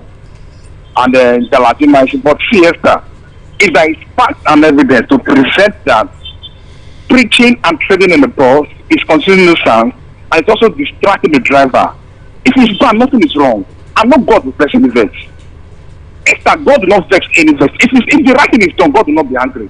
But when God will be angry is when the wrong thing is done. Let's not stop bringing God's anger unnecessarily. Using God's anger to threaten humanity and peace. I do ask it as well. I meet people one-on-one. The right place to do something, meet somebody one-on-one. Just evangelical, nobody is angry with that. No law is going to cut you on-handed. But let's not be bringing God unnecessarily in things that inferiority. Esther, look, if you remember the former IMS chief, Dominic Strauss-Kahn, he was allegedly found one thing around sexual issue or sexual misconduct. I wrote an article on it. And that man was almost at his entire point of life. That case took him off his job. Exactly. His career crashed. He was tried and he was detained. Yes. Dominic Strauss-Kahn, former IMF chief. Esther, one of the conspiracy or crisis around or surrounding Boris Johnson when he was British Prime Minister. Now, reports said that one of his political allies from his party, each time they have Congress sitting in the United Kingdom Parliament, he will use his phone to be watching porn. And the guy was tracked several times. Now, they now started integrating people that have sat around him several times when this thing was found. They all confessed that he was doing it. Now, the guy was pressured, and the Prime Minister was pressured. The both of them, they all left before Sona came in. Esther, nobody died. Nobody died in that issue. Esther, 2018, I was coming back from work. I came back very quick. I went for external duty. So I had to stop in his friends. I saw business flats. I went in my friend's room. I stayed there. He's one that's gone to his cafe where he does business. Listen, Esther, when I got there, his younger brother came in with a woman. That lady did not live there alive. The lady died. Esther, do you know that that guy spent a reasonable life of his life in jail? I'm telling you the reality. My only fear was I got him, I could not talk anything. I only told my friend, see, if we have found around this issue, do not lie against the dead. Say whatever you see. Say what you did not see. Don't say what you did not see. The man was in his room, brought the girl in. They came back together. They came in together. They were having their fun. Nobody knew what went wrong. The next the guy started calling us to wrap the thing. The guy was naked. Esther, I was so afraid. I tried everything to revive that lady. I could not do anything to run to the hospital. They confirmed the guy dead there. That guy suffered in jail. The guy came out. His family spent money. Esther, the part of a high-profile citizen of Nigeria, a high-profile citizen in a reasonable time. Listen to me, reasonable time, Esther. This man by now should be detained, apprehended, kept somewhere. I was facing serious interrogation. Serious interrogation. We are talking about a woman died in your apartment, in your native homeland, in your native soil, not in the city. But listen, the way we behave there, Esther. To be honest with you, when a man from somewhere in West Africa called Nigeria a zoo, people were raising emotion. Now, is it not ever in a jungle that the kind of things happen in Nigeria that happened?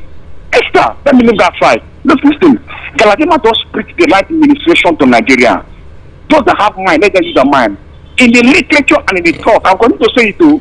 Anytime this kind of issue came up, I'll be using these thoughts. Esther, Rabbi, a philosophy of emeritus and the philosopher, he said, in the moral universe, normally empathy, sympathy, knowledge, and rational thinking said that yesterday. Is enough to make any society grow and develop and progress. No society stands firm. No economy grows outside this for character, sympathy, empathy, knowledge, and rational thinking. Nigeria should put on a thinking cap and throw away the idealism of religion, tribalism, and ethnicity. If that is not done, there is no path to be forgiven, and there is no path to regret. Nigeria has all the nonsense path to regret. Nobody should think about any path, because your path, the fault was in Nigeria, and the elite.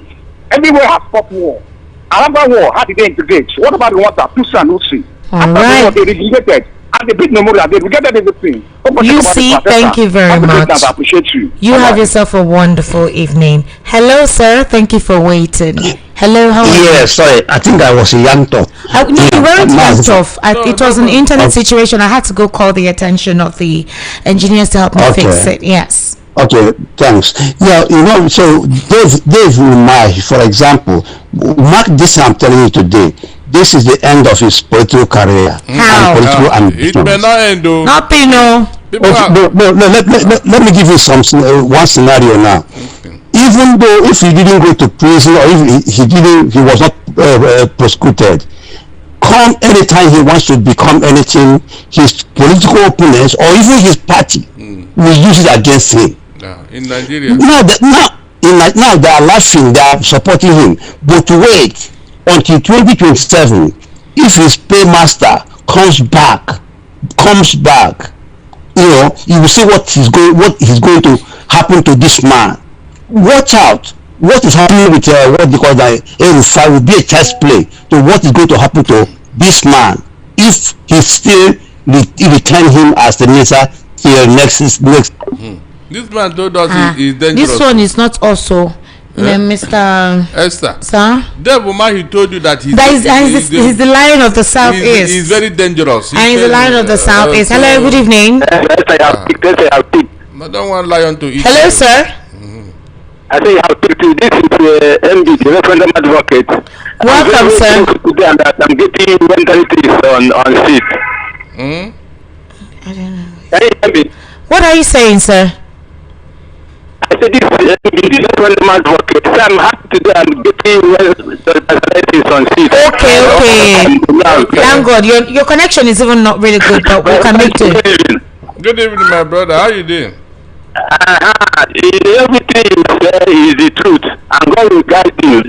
What I was disagreeing with you was when you were supporting article, but that's what times have changed. They are beginning to know that this is the man to this, and that's by the way. You see, this issue of the man that have now taken to Abuja just to intimidate people so that they will repent, but that will still not cover all the atrocities. You know, all this money that one means or the other is just to write people to themselves. And of course, they say, organize themselves that force together. Like always, there's no simple person. Any of the dramatic things that is free from corruption and stuff like that. Because they're just distracting. One is missing here and there. But it's just unfortunate. That's why I presented myself as the referendum advocate, because the way I see it is such a kind of man. If we don't do referendum, we want to go to the want to stay. We will be very right to say. Alright, thank you. Were you hearing what you were saying? I didn't hear. Network is very bad. The network is bad. Hello, good evening. Good evening, what's up? How you doing? I did. Who asked his voice, Barrister? Sit his voice. What's your name? My name is Prince. Prince? Yes. From where? I'm calling from Lagos. Good evening, Barrister. How I'll go Prince and Prince, welcome. How are you, Prince? You have a good voice. Prince, welcome. How are you doing? So, Prince, how are you? When Barrister is speaking Igbo to me, I'm just trying to let him know I'm a Yoruba. My name is Prince Prosper. Prince, welcome. Not a day, Miyabi. Yeah, the same Prosper that I always call you now. Yes, sir. Welcome, Prosper. Barrister Happy Yakabiko, his voice is good. If I from now, anybody as a Prince, I beg, his jealousy that's showing you. Prince, please go ahead. Alright. Actually, I don't really have much to say. Okay. I'm just trying to control my temper so that I will not be able to say what I'm not supposed to. honestly what is going on in this country. I just only want to ask 2 questions from Barrister. Okay. My first question is there any legal right that Nigeria can, like the right thing to do in order to make to allow this man to leave this seat? Because we are tired of Tinubu and his government. That's my first question. Is there any legal right that, like the legal thing we can do in the rightful way that we can impeach him from the office as a citizen of the country? Good. Get your PVC and wait for 2027.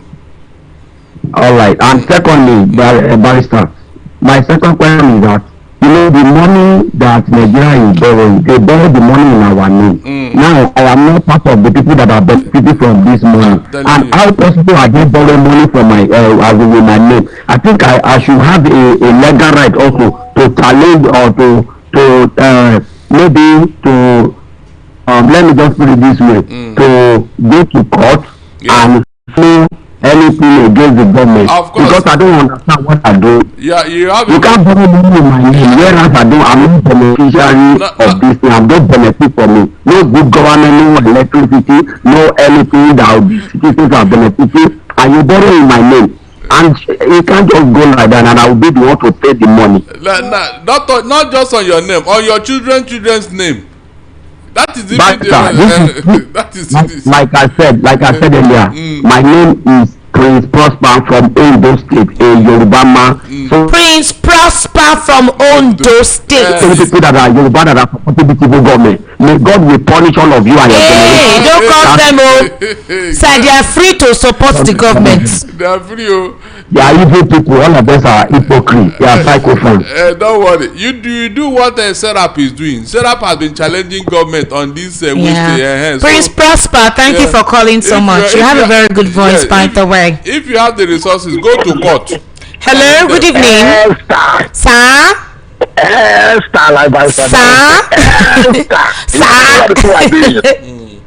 This country movie. Double standard. The country is so disappointed since 2015 to now. Nothing good has come out. Look at the speech the American guy gave.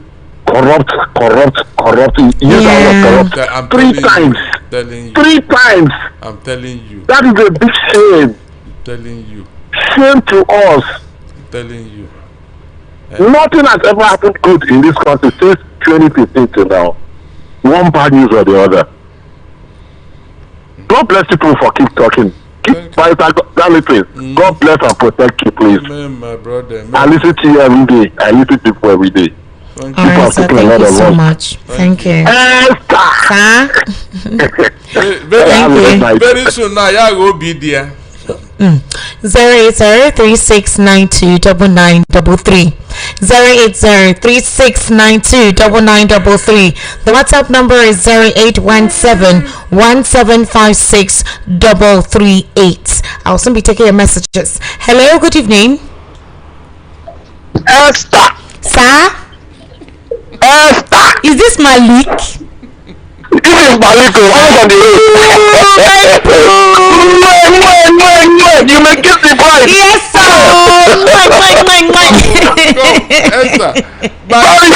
Brother Malik. Yes, Malik, how did the batters know that you're on the road? Malik, where how did you say? You said you're on the road. Batex said you will call that you're on the road, that you're in traffic. It has been ringing. You did not pick. Malik, how you doing now? Good day. I am fine. What I can't Barrister. Yes, Malik. David Mali has explained himself. I'm telling you. He has explained himself, exact himself, and removed himself. And you know his slogan? Engineer Kowope. Una no get there. APC will not kill us. Oh God, APC, Barrister. Esther. Sir? They budgeted for Super Eagles to go to World Cup. 6 billion. They did not go, but the money don't go. 6 point something billion. Billion. They don't go, but the money don't go. Nigeria and APC.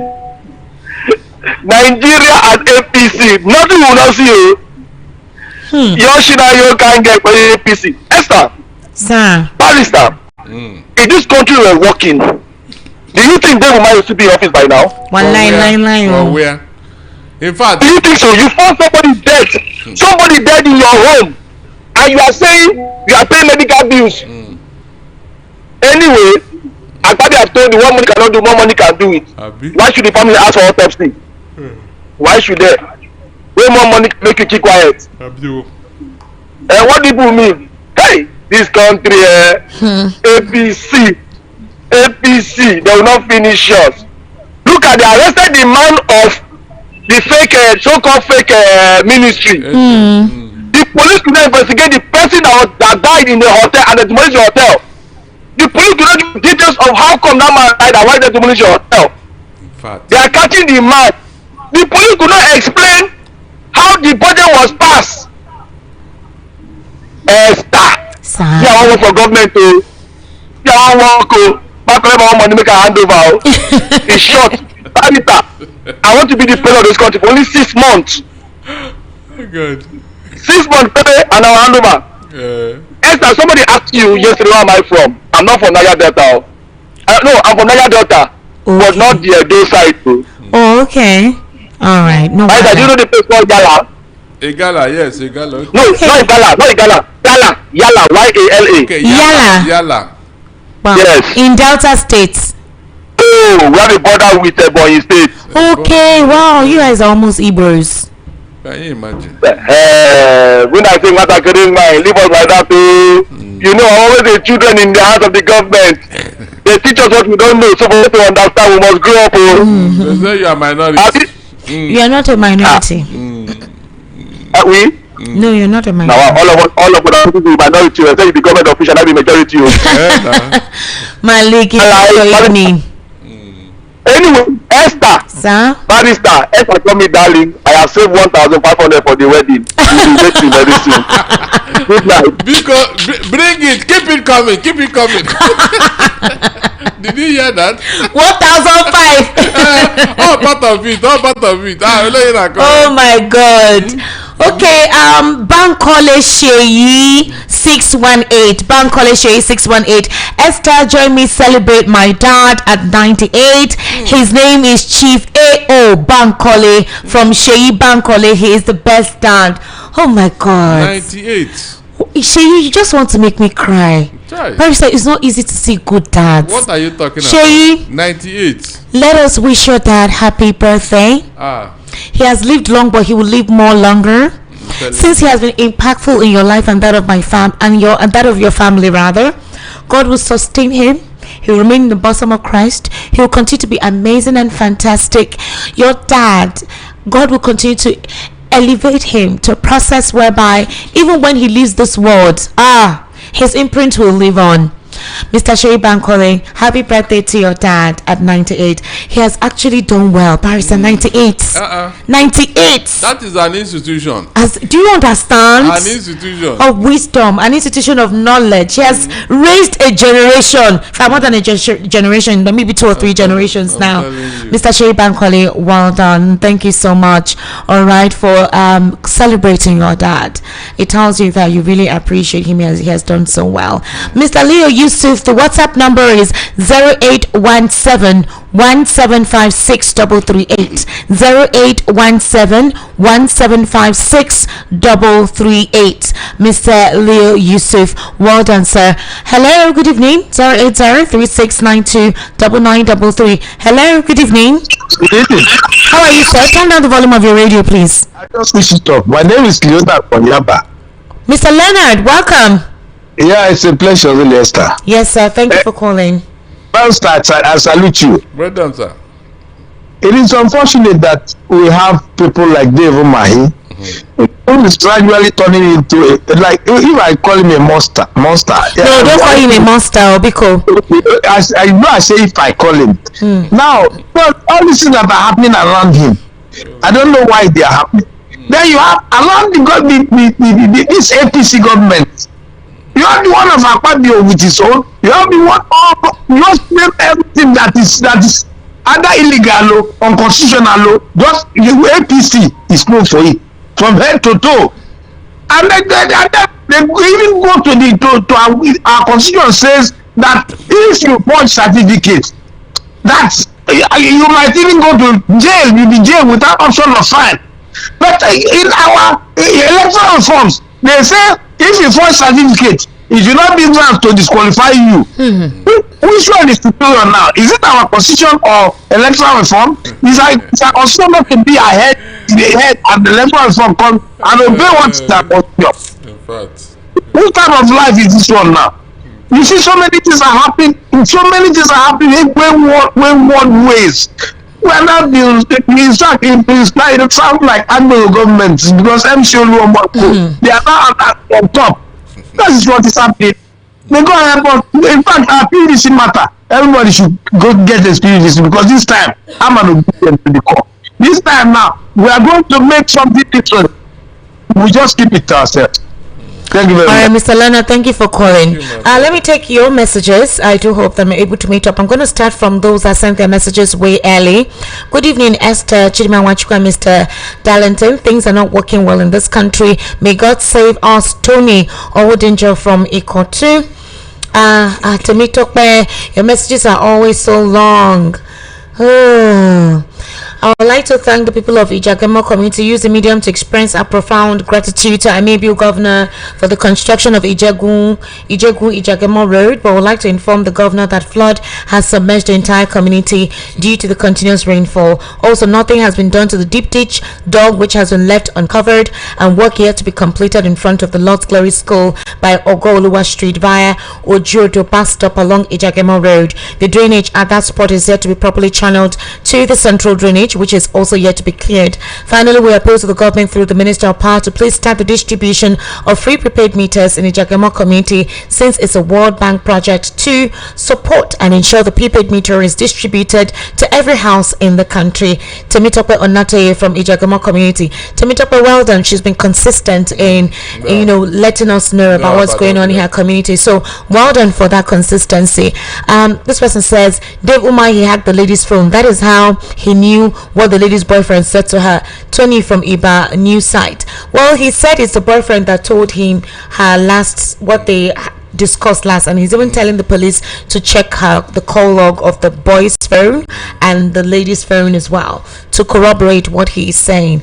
Good evening, my sister, Mr. Darlington. This country is like it's like look-alike passport that immigration will not know original and fake. Angel from Akonwajo. Please, Esther, never you refer this type of evil to Peter. What are you talking about? To Peter. I don't even understand what this person is typing. Good evening, Esther and the law. Can bleeding from the nose lead to death? And a case of that nature, not a state matter? Sunday Tedunjaye from Sangwota, Ogun State. That is down. Juju kana jogi. Kana jom wo doctor. No le kwenim trouble. You dey o ba.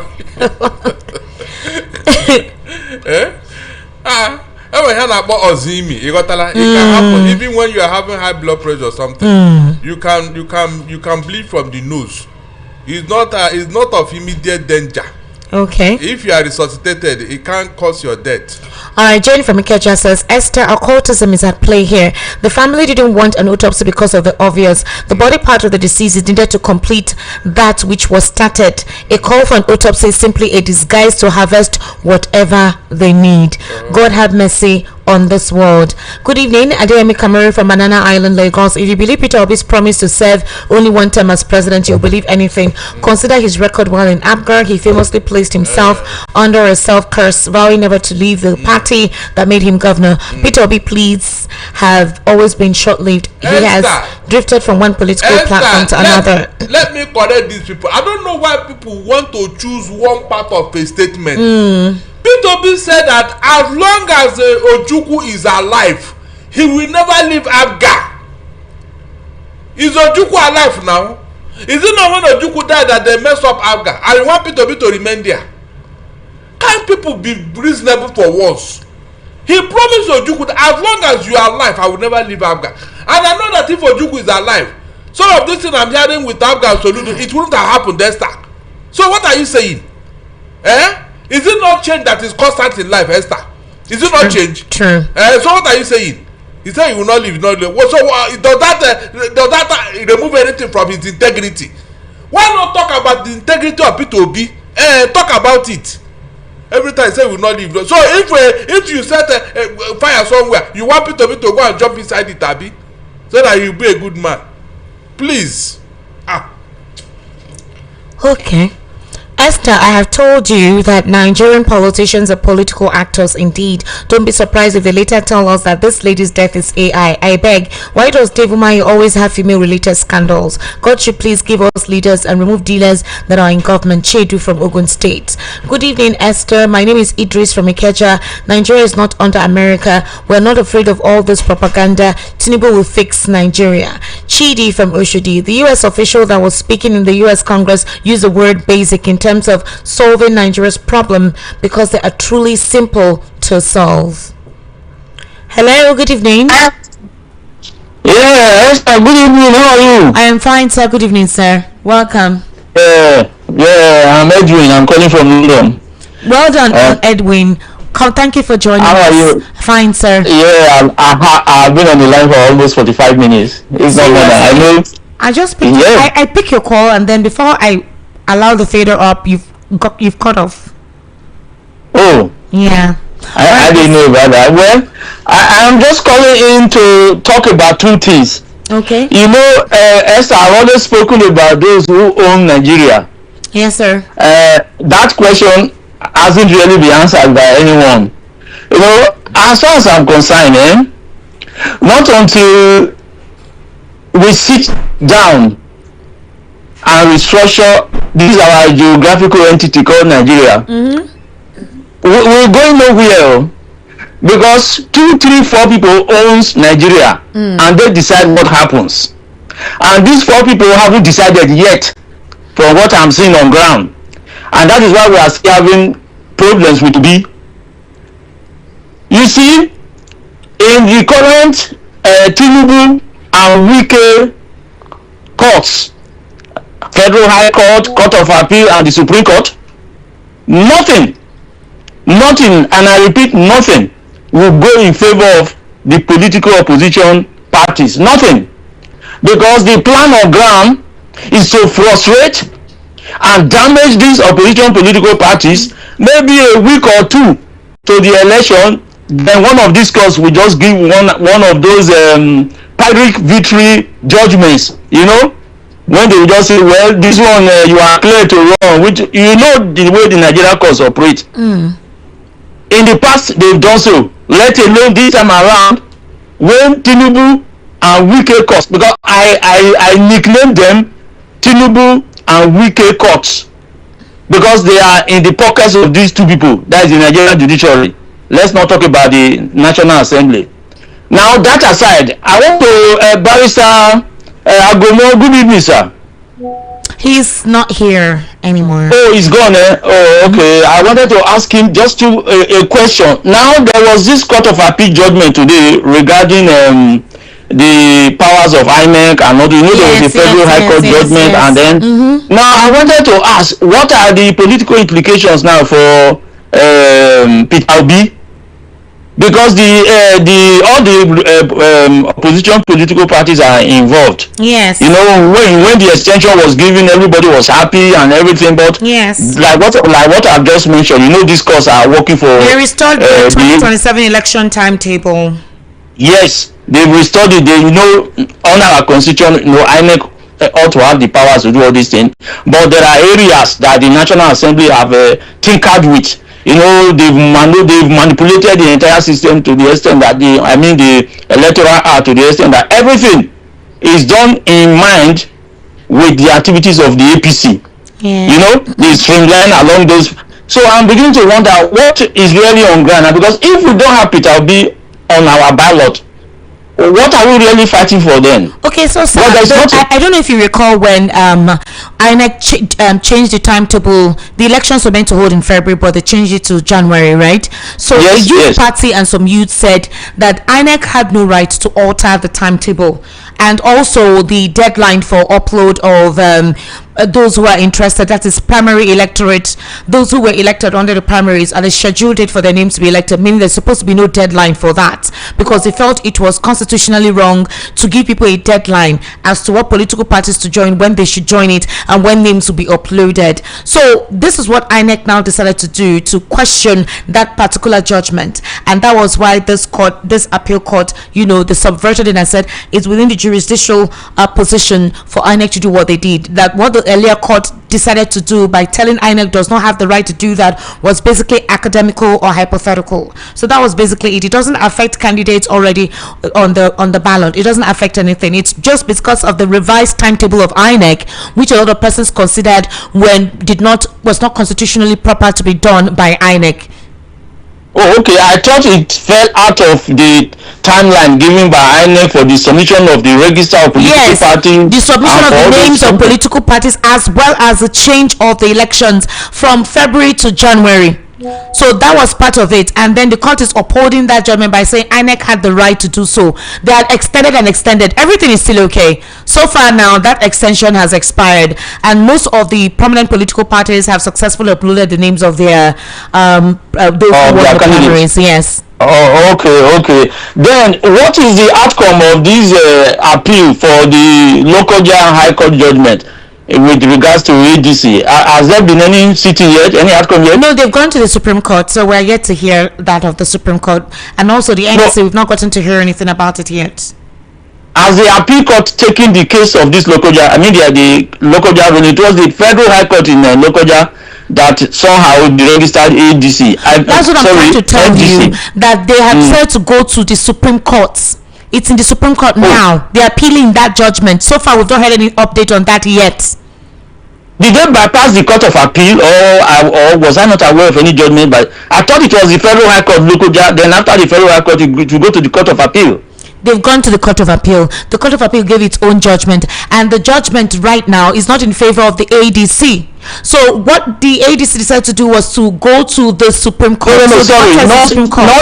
Not ADC, yes, I mean MDC. No, we've not had any update on that. They've appealed it. You said ADC, and that's what I'm trying to tell you, that it's not. Sorry, sorry, I misled you. I was talking about the MDC. No, we haven't heard the judgment yet from the appeal. We haven't heard anything yet, but they've gone to appeal that judgment.